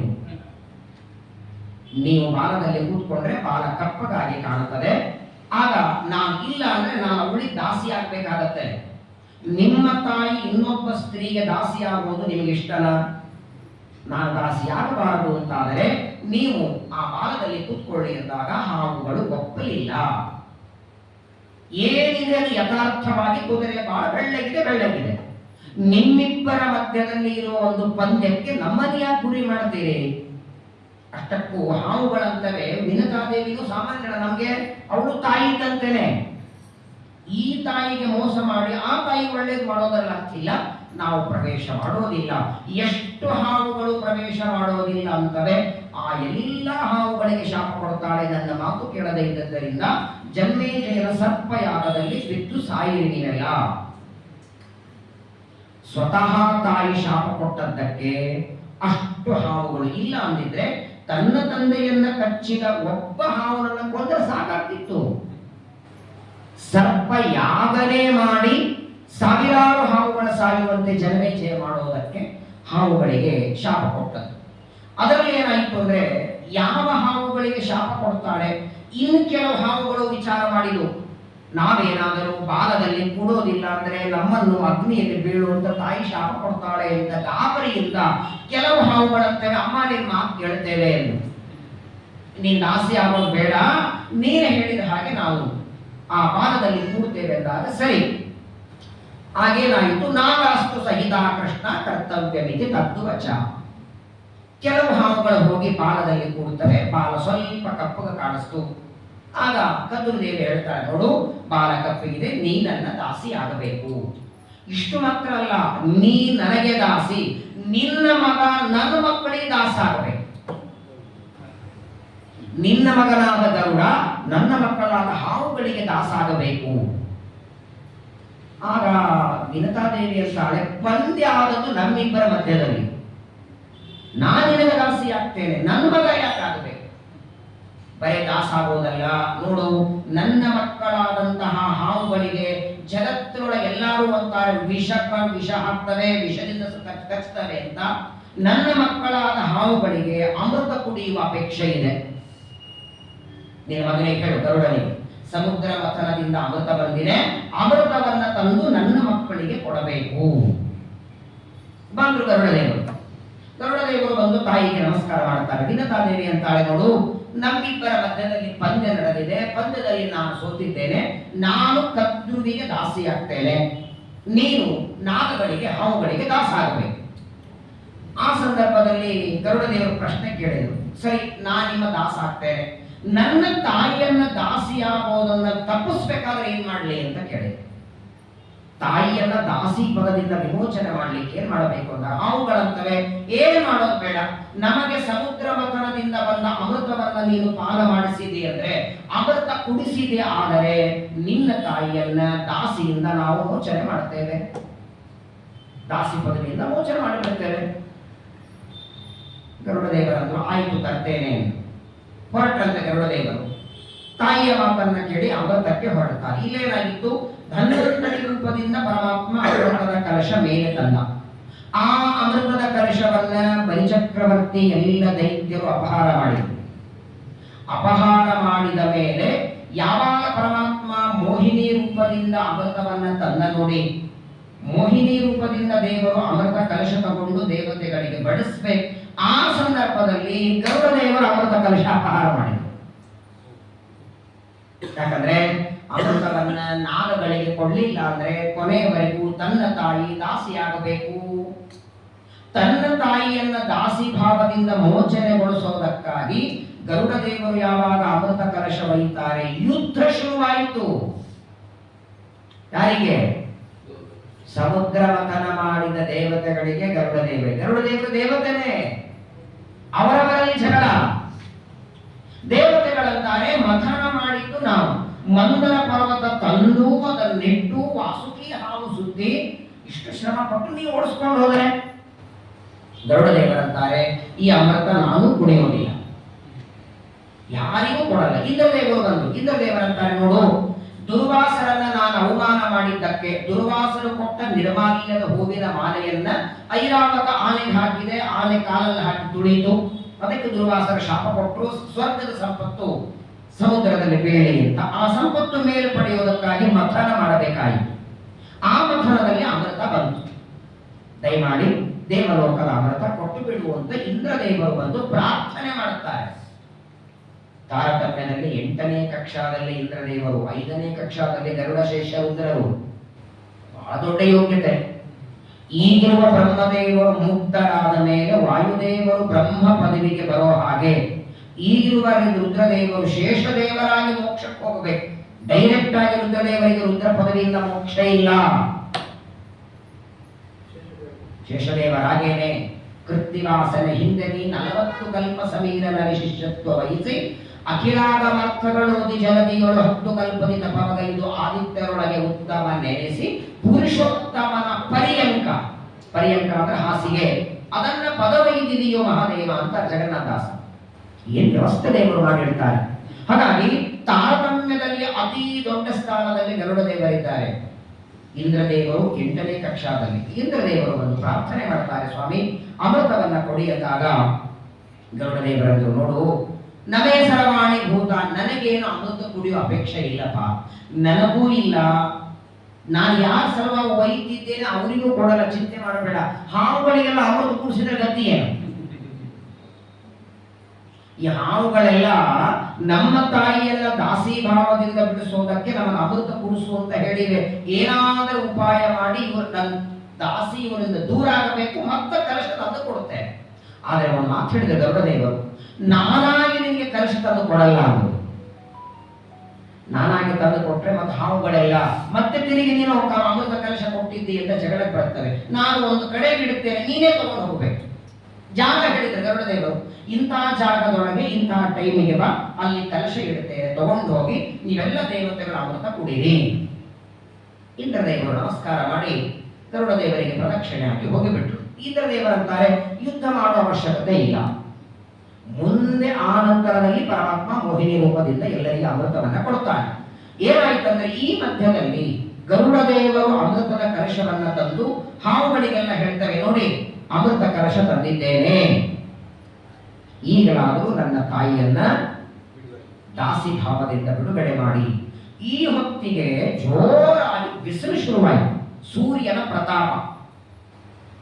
ಎಲ್ಲ ಹಾವುಗಳಿಗೆ ಬಾಯಾರಿಕೆ ಆಯಿತು, ಜೋರಾಗಿ ಬಿಸಿಲಾಗಿದೆ, ಬಾಯಾರಿಕೆ ಆಗಿದೆ. ಆ ಸಂದರ್ಭದಲ್ಲಿ ಕದ್ರುದೇವಿ ಅಂತಾಳೆ, ಮಳೆ ಇರಲಿಲ್ಲ ನೋಡಿ, ಆಗಲೂ ಹಾಗೆ ಇತ್ತಂತೆ. ಮಕ್ಕಳಾದ ಹಾವುಗಳಿಗೆ ಬಾಯಾರಿಕೆ ಆದದ್ದರಿಂದ ಇಂದ್ರನನ್ನ ಪ್ರಾರ್ಥನೆ ಮಾಡಿದ್ದು, ಬೇಗ ಮಳೆ ಹಾಕಪ್ಪ, ನನ್ನ ಮಕ್ಕಳೆಲ್ಲ ಬಾಯಾರಿಕೆ ಆಗಿದೆ. ನಮಸ್ತೆ ದೇವದೇವೇಶ, ನಮಸ್ತೆ ಬಲಸೂದನ, ನಮುಚಿಕ್ಲ ನಮಸ್ತೆ ಸ್ತೂ ಸಹಸ್ರಾಕ್ಷತಕ್ರತೋ ಸರ್ಪಾಣಾಂ ಸೂರ್ಯತಪ್ತಾನಾಂ ವಾರಿತಾತ್ವಂ ಭವಪ್ರಭೋ. ಸೂರ್ಯನ ಬೆಳಕಿನಿಂದ ನನ್ನ ಮಕ್ಕಳೆಲ್ಲ ಮಲಗಿದ್ದಾರೆ, ಬೇಗ ಮಳೆ ಹಾಕುವಂದಾಗ ಸರಿ ಅಂತ ಇಂದ್ರದೇವರು ಜೋರಾಗಿ ಮಳೆ ಹಾಕ್ತಾರೆ. ಮಳೆಯಿಂದ ನೀರು ಬಂತು, ನೀರಿನಿಂದ ಎಲ್ಲ ಹಾವುಗಳು ನೀರು ಕುಡಿದಿವೆ. ಕುಡಿದಾದ ಮೇಲೆ ಎಲ್ಲ ಹಾವುಗಳು ಇನ್ನೇನು ಅಮೃತ ಸಿಗತ್ತೆ ಅಂತ ಕಾಯ್ತಾ, ಏನು ಆನಂದ ನೋಡಿ ಅವುಗಳಿಗೆ. ಗರುಡದೇವರು ಬಂದು ನಮಗೆ ಅಮೃತವನ್ನ ಕೊಡ್ತಾರೆ, ದೇವಲೋಕದ ಅಮೃತವನ್ನು ನಾವು ಕುಡಿತೇವೆ ಅಂತ ಆನಂದದಲ್ಲಿರುವಾಗ ಇದೇ ಸಂದರ್ಭದಲ್ಲಿ ಗರುಡದೇವರು ಏನ್ ಮಾಡ್ತಾರೆ, ಅಮೃತದ ಕಲಶವನ್ನ ತಂದು ಗರುಡದೇವರಂದ್ರು, ನೋಡಿ ಈಗ ತೀರ್ಥ ತಗೊಳ್ಬೇಕಾದರೇನೆ ಮಡಿಯಿಂದ ಪಂಚೆ ಉಟ್ಕೊಂಡು ಧಾಬಿ ಉಟ್ಕೊಂಡು ತಗೋಬೇಕು. ಯಾರೇ ಕೊಡ್ಲಿ, ಅದು ತಂದೆನೇ ಕೊಡ್ಲಿ, ಆಚಾರ್ಯ ಕೊಡ್ಲಿ, ಸ್ವಾಮಿಗಳೇ ಕೊಡ್ಲಿ, ದೊಡ್ಡವರಿಂದ ಏನೇ ತಗೊಳ್ಬೇಕಾದ್ರೂ ಮಡಿಯಿಂದ. ಇನ್ನು ಅಮೃತವನ್ನ ಕುಡಿಬೇಕಾದರೆ ಇದೇ ಬಟ್ಟೆಗೆ ಕುಡಿತೀರಾ? ಅಮೃತಾನೇ ಕುಡಿಬೇಕು. ನೀವೆಲ್ಲರೂ ಸ್ನಾನ ಮಾಡಿ ಬನ್ನಿ. ಏತಾಯಾಮಪಿ ನಿಷಾದಿಂ ತ್ವಂ ಪ್ರತಿಗೃಹ್ಣಾಸು ನಿಸ್ವತ. ಎಲ್ಲರೂ ಸ್ನಾನ ಮಾಡಿ ಬಂದ್ರೆ ನಾನು ನಿಮಗೆ ಅಮೃತವನ್ನ ಕೊಡ್ತೇನೆ ಅಂತ ಗರುಡ ದೇವರಂತಾರೆ. ಎಲ್ಲ ಹಾವುಗಳು ಸ್ನಾನಕ್ಕೆ ಹೋಗ್ತವೆ. ಈ ಜೊತೆಗೆ ಏನಾಗಿತ್ತು ಅಂದ್ರೆ ಗರುಡ ದೇವರು ದರ್ಭೆಗಳನ್ನ ಹಾಸಿ ದರ್ಭೆಗಳ ಮೇಲೆ ಅಮೃತ ಪಾತ್ರೆ ಇಟ್ಟರು. ದರ್ಭೆಗಳ ಮೇಲೆ ಅಮೃತ ಪಾತ್ರೆಯನ್ನ ಇಟ್ಟು ಹಾವುಗಳಿಗೆ ಹೇಳ್ತಾರೆ, ಇಲ್ಲಿ ಪಾತ್ರೆ ಇಟ್ಟಿದ್ದೇನೆ, ಸ್ನಾನ ಮಾಡಿ ಬಂದು ನೀವೆಲ್ಲರೂ ಪಾತ್ರೆಯಲ್ಲಿರುವ ಅಮೃತ ಕುಡಿರಿ. ಎಲ್ಲ ಹಾವುಗಳು ಸ್ನಾನ ಮಾಡಿ ಬೇರೆ ಬೇರೆ ಬಟ್ಟೆ ಉಟ್ಕೊಂಡು ಆಚಮನ ಮಾಡಿ, ನೋಡಿ ಅಮೃತ ಕುಡಿಬೇಕಾದ್ರೆ ಮೊದಲೊಂದು ಆಚಮನ ಆಮೇಲೆ ಒಂದು ಆಚಮನ, ಆಚಮನ ಮಾಡಿ ಮಂತ್ರ ಹೇಳಿ ಆಮೇಲೆ ಅಮೃತ ಕುಡಿಬೇಕು. ಈ ಸಂದರ್ಭದಲ್ಲಿ ಆ ಗರುಡ ದೇವರು ದರ್ಭೆಗಳ ಮೇಲೆ ಕಲಶ ಇಟ್ಟಿದ್ದಾರೆ, ಹಾವುಗಳು ಸ್ನಾನಕ್ಕೆ ಹೋಗಿವೆ. ಆ ಗ್ಯಾಪ್ ಒಳಗೆ ಇಂದ್ರದೇವರು ಬಂದು ಕಲಶ ಎತ್ಕೊಂಡು ಹೋಗ್ಬಿಟ್ಟು ಗರುಡದೇವರು ಹೇಳಿದ್ರು, ನಾನು ಇಡ್ತೇನೆ ತಗೊಂಡು ಹೋಗು. ಇಂದ್ರದೇವರು ಬಂದು ಅಮೃತದ ಕಲಶ ಒಯ್ದ ಮೇಲೆ ಹಾವುಗಳೆಲ್ಲ ಬಂತು. ಎಲ್ಲಿ ಕಲಶ? ನಾನಿಗೆ ಹೇಳಿದ್ದಲ್ಲ ಗರುಡದೇವರನ್ನು, ನಾನಂತೂ ಇಲ್ಲಿ ಇಟ್ಟಿದ್ದೆ, ನೀವೆಲ್ಲ ಸ್ನಾನಕ್ಕೆ ಹೋದಾಗ ನಾವು ನಿಮ್ ಜೊತೆ ಬಂದಿದ್ದೆ, ಎಲ್ಲಿ ಹೋಯ್ತು ಗೊತ್ತಿಲ್ಲ. ಪರವಾಗಿಲ್ಲ, ಅಮೃತ ಕಲಶ ಅಲ್ಲಿ ಇಟ್ಟಿದ ಮೇಲೆ ಅಲ್ಲಿ ಸ್ವಲ್ಪ ಚಳಿ ಇರ್ತದಲ್ಲ, ಅದನ್ನ ನೆಕ್ಕೋಣ ಅಂತ ಬಂದು ಎಲ್ಲ ಹಾವುಗಳು ದರ್ಭೆಗಳನ್ನ ನೆಕ್ಕೋದಕ್ಕೆ ಶುರು ಮಾಡಿದಾಗ ಆ ಚೂಪಾದ ದರ್ಭೆಯಿಂದ ನಾಲಿಗೆ ಎರಡಾಗಿ ಅವತ್ತಿನಿಂದ 2 ನಾಲಿಗೆ ಹಾವುಗಳಿಗೆ ಬಂತು, ದ್ವಿಜಿಹ್ವ. ಈ ಕಾರಣದಿಂದಲೇ ದರ್ಭೆಗಳನ್ನ ಪವಿತ್ರ ಅಂತ ಕರೆಯೋದು. ದರ್ಭೆಗಳಿಗೆ ಮೈಲಿಗಿಲ್ಲ. ಹುಟ್ಟಿದಾದಾರಭ್ಯ ನಾಮಕರಣ ಹೆಸರಿಡೋ ಕಾರ್ಯಕ್ರಮ ಹಿಡ್ಕೊಂಡು ಕೊನೆಗೆ ಶ್ರಾದ್ದದವರೆಗೂ ದರ್ಭಗಳನ್ನು ಬಳಸ್ತೇವೆ. ಅಷ್ಟೇ ಯಾಕೆ, ಗ್ರಹಣ ಇದ್ರೆ ಎಲ್ಲಾ ಪದಾರ್ಥಗಳಲ್ಲಿ ದರ್ಭೆ ಹಾಕ್ತೀವಿ. ಕಾರಣ ಇದೆ, ಆ ದರ್ಭೆಗಳ ಮೇಲೆ ಗರುಡ ದೇವರು ಅಮೃತ ಕಲಶ ಇಟ್ಟದ್ದಕ್ಕೆ. ಈ ಭಾಗವತದ ದಶಮ ಸ್ಕಂದದಲ್ಲಿ ಒಂದು ಕಥೆ ಬರ್ತದೆ, ಕೇಳಿದ್ದೀರಿ ನೀವೆಲ್ಲ. ಶ್ರೀಕೃಷ್ಣ ಪರಮಾತ್ಮ ವೃಂದಾವನದಲ್ಲಿ ಆಕಳಗಳನ್ನ ಕಾಯುವಾಗ ಯಮುನಾ ನದಿಯ ನೀರನ್ನು ಕುಡಿದು ಆಕಳಗಳೆಲ್ಲ ಸತ್ತು ನೆಲಕ್ಕೆ ಬೀಳ್ತವೆ. ಎಲ್ಲ ಗೋಪಾಲಕರು ಬಂದು ಹೇಳ್ತಾರೆ, ನೀರೆಲ್ಲ ವಿಷ ಆಗಿದೆ ಅಂತ. ಕೃಷ್ಣ ಮೇಲೆ ಏರಿ ಆ ಕದಂಬ ವೃಕ್ಷದ ಮೇಲೆ ಏರಿ ಒಳಗೆ ಜಿಗದ, ಕಾಲಿಯ ಸರ್ಪ ಒಳಗೆ ನಿಂತು ಅದರ ಹೆಡೆ ಮೇಲೆ ಕೂಣದ. ಇದೆಲ್ಲ ಸರಿ.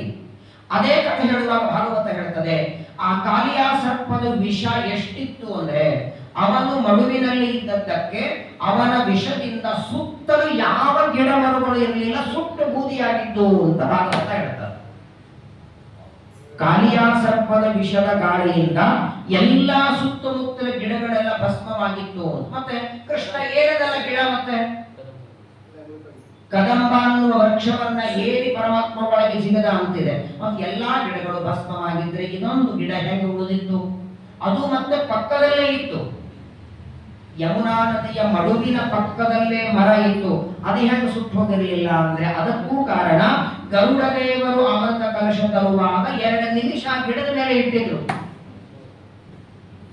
ದರ್ಭೆಗಳ ಮೇಲೆ ಇಡೋದಕ್ಕೆ ಮೊದಲು ಕದಂಬ ವೃಕ್ಷದ ಮೇಲೆ 2 ನಿಮಿಷ ಅಮೃತದ ಪಾತ್ರೆ ಇಟ್ಟದ್ದಕ್ಕೆ ಕಾಲಿಯ ಸರ್ಪದ ವಿಷದಿಂದ ಎಲ್ಲ ಗಿಡಗಳು ಭಸ್ಮವಾದರೂ ಇದೊಂದು ಗಿಡ ಹೋಗಿರಲಿಲ್ಲ. ಆಚಾರ್ಯ ಭಾಗವತ ತಾತ್ಪರ್ಯದಲ್ಲಿ ಇದನ್ನು ಬರೀತಾರೆ. ಅಮೃತದ ಕಲಶ ಇಟ್ಟರೆ ಇಷ್ಟಂತೆ ನೋಡಿ.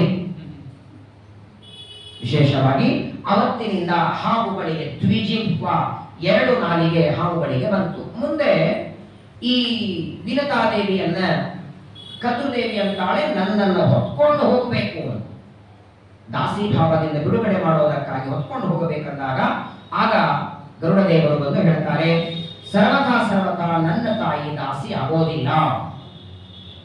ಯಾಕೆ ಅಂದ್ರೆ ಮೊಟ್ಟ ಮೊದಲನೇದಾಗಿ ಸತಶ್ರುತ್ವಾ ಪಿತೃ ವಾಕ್ಯ, ಯಾವ ಕುದುರೆಯ ಬಾಲವನ್ನ ಕಪ್ಪಗಾಗಿದೆ ಅಂತ ನನ್ನ ತಾಯಿಯನ್ನ ದಾಸಿಯಾಗಿ ಮಾಡ್ತಾ ಇದ್ದೀರಿ, ಆಹಾ ಕಪ್ಪಗಲ್ವೇ. ಯಾಕಂದ್ರೆ ಯಾವ ಹಾವುಗಳು ಒಳಗೆ ಹೋಗಿ ಕೂತ್ಕೊಂಡದಕ್ಕೆ ಕಪ್ಪಾಗವು ಇಲ್ಲೇ ಈಗ ಕೇಳಿರ್ಬೇಕಾದ್ರೆ ಏನಾಗ್ಬಿಟ್ಟಿತ್ತಂದ್ರೆ ಆ ದರ್ಭೆಗಳಿಂದ 2 ನಾಲಿಗೆ ಆದದ್ದರಿಂದ ಗರುಡ ದೇವರನ್ನ ಕಂಡ್ರೆ ಭಯ ಶುರುವಾಯಿತು ಹಾವುಗಳಿಗೆ. ಎಲ್ಲ ಹಾವುಗಳು ಬಂದು ಹೇಳ್ತವೆ ಗರುಡನಿಗೆ, ಸರ್ವತಾ ಕುದುರೆ ಬಾಲ ಕಪ್ಪಗಿರ್ಲಿಲ್ಲ, ನಾವು ಒಳ ಕೂತದ ಕಪ್ಪಗಾಗಿತ್ತಷ್ಟೇ.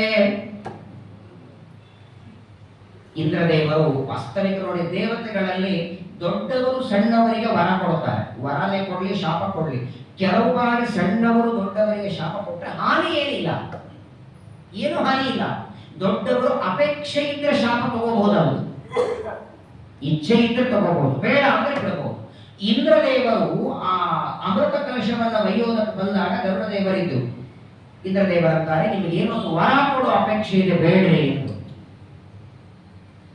ಗರುಡದೇವರಿಗೆ ಇಂದ್ರದೇವರಿಂದ ಏನು ವರ ಬೇಕು? ಇಲ್ಲ, ನಿಮ್ಗೇನೋ ಒಂದು ವರ ಕೊಡಬೇಕು ಅಂದಾಗ ಗರುಡದೇವರಂತಾರೆ, ಮೊಟ್ಟ ಮೊದಲನೇ ವರ, ಯಾವ ಹಾವುಗಳು ನನಗೆ ಅಮೃತ ಅಂತ ನನ್ನಿಂದ ಅಮೃತ ಕಲಶ ಅಪಹಾರ ಮಾಡೋ ಹಾಗೆ ಮಾಡಿದ್ದಾರೆ, ಇವರೆಲ್ಲ ನನಗೆ ಆಹಾರ ಆಗಲಿ ಎಂದು ಬಿಟ್ಟರು. ಹಾವುಗಳೆಲ್ಲ ನಾನು ಆಹಾರವಾಗಿ ತಿನ್ನಬೇಕು ಅಂತ ಇಂದ್ರದೇವರ ಹತ್ರ ಗರುಡದೇವರು ವರ ಬೇಡುತ್ತಾರೆ. ತಥಾಸ್ತು ಅಂದ್ರು. ಅವತ್ತಿನಿಂದ ಶುರುವಾಯಿತು. ಕಣ್ಣ ಹಾವುಗಳನ್ನ ಎತ್ತಿ ಬಾಯಲ್ಲಿ ಹಾಕೊಳ್ಳು. ಎಲ್ಲಿ ಗರುಡ ನಮ್ಮನ್ನ ತಿಂದು ಹಾಕ್ತಾನೆ ಅನ್ನೋ ಭಯದೊಳಗೆ ಎಲ್ಲ ಸತ್ಯವನ್ನ ಬಿಚ್ಚಿಟ್ಟು ಬಿಡುತ್ತಾರೆ. ಆಗ ಕದ್ರುದೇವಿಗೆ ಅವಮಾನ ಆಯಿತು.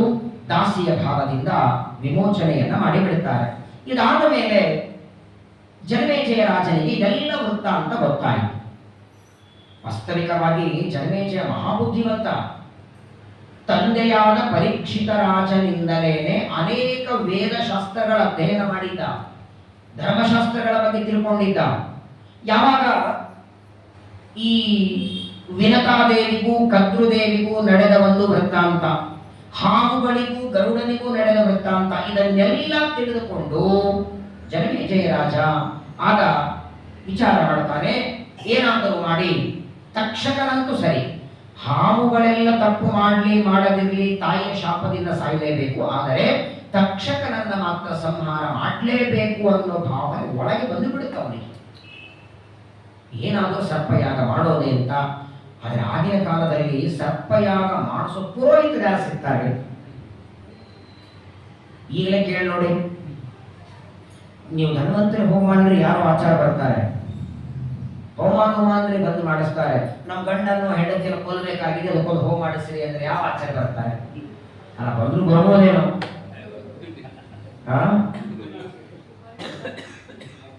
ನಿಮ್ಮ ಹೆಂಡತಿ ಮೇಲೆ ಅವರಿಗೂ ಕೋಪ ಇದ್ರೆ ಬಂದೇ ಬರ್ತಾರೆ, ಬಟ್ ನಮ್ದು ಅದೇ ಇದೆ.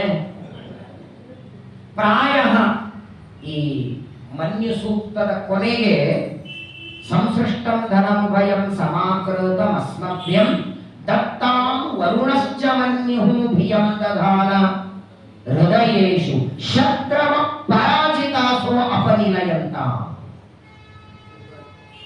ಶತ್ರುಗಳು ಪರಾಜಿತರಾಗಲಿ ಅಂತಿದೆ, ಮರಣ ಹೊಂದಲಿ ಅಂತಿಲ್ಲ. ಒಟ್ಟಾರೆ ಶತ್ರುಗಳ ಪರಿಹಾರಕ್ಕೆ ನಮ್ಮ ಅಪೌರುಷ ವೇದದಲ್ಲಿ ಎರಡು, ಒಂದು ವೃಷಭ ಸೂಕ್ತ, ಒಂದು ಮನ್ಯು ಸೂಕ್ತ. ವೃಷಭ ಸೂಕ್ತದೊಳಗೆ ವೃಷಭಂ ವಾ ಸಮಾನಾನಾಂ ಸಪತ್ನಾನಾಂ ವಿಜಾಮಹಿ ಹಂತಾರಂ ಶತ್ರುಣಾಂ, ಶತ್ರುಗಳ ಸಂಹಾರ ಮಾಡುವಂತ ವೃಷಭ ಸೂಕ್ತದಲ್ಲಿ ಬರ್ತದೆ. ಇದೇ ಮಂತ್ರದಿಂದಲೇನೆ ಈ ಕಾರ್ತಿಕ ಮಾಸದಲ್ಲಿ ಧಾತ್ರಿ ಹೋಮ ಮಾಡುತ್ತೀರಲ್ಲ, ಧಾತ್ರಿ ಹೋಮ ಮಾಡುವಾಗ ಏನು ಹೋಳಿಗೆಯನ್ನ ಆಹುತಿ ಕೊಡ್ತೀವಲ್ಲ, ಇದೇ ಮಂತ್ರ ಹೇಳಿ ಕೊಡೋದಲ್ಲಿ ಎಲ್ಲ ಶತ್ರುಗಳ ಪರಿಹಾರ ಮಾಡುವಂತ. ಶತ್ರುಗಳ ಪರಿಹಾರಕ್ಕೆ ಎರಡು ಮಂತ್ರ. ಆದರೆ ಮಧ್ವಾಚಾರ್ಯ ಮಾತಾಡ್ತಾರೆ, ಎಂದಿಗೂ ಶತ್ರುಗಳ ನಾಶ ಆಗಲಿ ಅಂತ ಯಜ್ಞ ಯಾಕ ಮಾಡಬಾರ್ದಂತ. ಬೇಕಾದಷ್ಟು ನಿಮ್ಮನ್ನ ತೊಂದರೆ ಕೊಡಲಿ, ಅವರವರ ಪುಣ್ಯ ಪಾಪ ಸರಿ, ನಿಮಗೆ ಆ ಶತ್ರುಗಳಿಂದ ತೊಂದರೆ ಆಗ್ತಿದ್ರೆ ದೂರ ಇರಿ. ಅವರಿಂದ ದೂರ ಆಗಿ ಅಥವಾ ಅವರು ನಮ್ಮಿಂದ ದೂರ ಆಗುವ ಪ್ರಾರ್ಥನೆ, ಅವರನ್ನ ನಾಶ ಮಾಡೋ ಪ್ರಾರ್ಥನೆ ಮಾಡಬಾರದಂತ. ಪರಾಜಿತಾಸ. ಆದರೆ ಇಲ್ಲಿ ನೋಡಿ, ಜನಮೇಜಯನಿಗೆ ಮಾತ್ರ ಆ ತಕ್ಷಕನನ್ನ ಕೊಲ್ಲುವಂತಹ ಭಾವನೆ. ಆಗ ಆ ಕಾಲದಲ್ಲಿ ಪುರೋಹಿತರನ್ನು ಹೋಗಿ ಕೇಳ್ತಿದ್ದ, ನಾನೊಂದು ಯಾಗ ಮಾಡಬೇಕಾಗಿದೆ, ನೀವೆಲ್ಲರೂ ಬಂದು ಮಾಡಿಸಿ ಎಂದಾಗ ಆ ಸಂದರ್ಭನೂ ಹಾಗೆ ಇತ್ತು. ಯಾಕಂದ್ರೆ ಯಾವ ಪುರೋಹಿತರು ಜನಮೇಜಯನಿಗೆ ಸರ್ಪಯಾಗ ಮಾಡಿಸೋದಕ್ಕೆ ಒಪ್ಪಿಕೊಳ್ತಾರೆ ನೋಡಿ, ಆ ಎಲ್ಲಾ ಪುರೋಹಿತರು ಪರೀಕ್ಷಿತರಿಂದ ಅನೇಕ ಉಪಕಾರ ಪಡೆದವರು ಇದ್ರು. ಪರೀಕ್ಷಿತ ರಾಜನಿಂದ ಉಪಕಾರ ಪಡೆದದ್ದಕ್ಕೆ ಇಷ್ಟು ನಮಗೆ ಉಪಕಾರ ಮಾಡಿದ ರಾಜನನ್ನ ಒಂದು ಹಾವು ಕೊಂದಿದೆ ಅಂದ್ರೆ ಆ ತಕ್ಷಕನ ಸಂಹಾರಕ್ಕೆ ನಾವೆಲ್ಲ ಪೌರೋಹಿತ್ಯಕ್ಕೆ ಬರ್ತೇವೆ. ಒಂದು ಯಜ್ಞ ಮಾಡಲಿಕ್ಕೆ ಕನಿಷ್ಠ 5 ಜನ ಅದು ಬೇಕು. ಅಧ್ವರಿಯು, ಹೋತ, ಉದ್ಗಾತ, ಪ್ರಸ್ತೋತ, ಬ್ರಹ್ಮ. ಒಬ್ಬರಿಗೆ ಒಂದೊಂದು ಕೆಲಸ ಇರ್ತದೆ.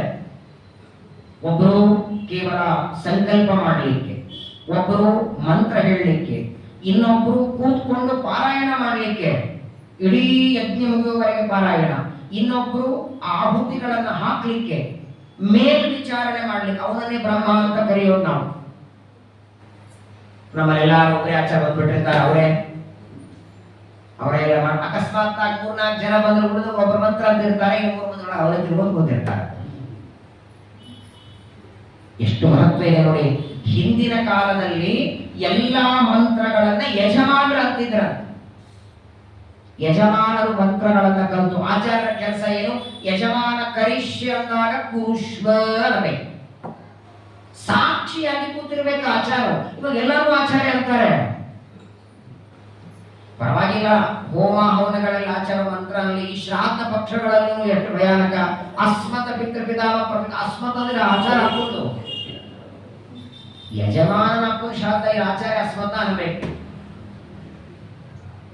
ಹಾಗಾಗಿ ಹಿಂದಿನ ಕಾಲದಲ್ಲಿ ನೋಡಿ, ಯಜ್ಞಯಾಗಗಳು ಅಂದ್ರೆ ಈ ತರ ಕುಂಡ ಹಾಕಿ ಹೋಮ ಇಲ್ಲ.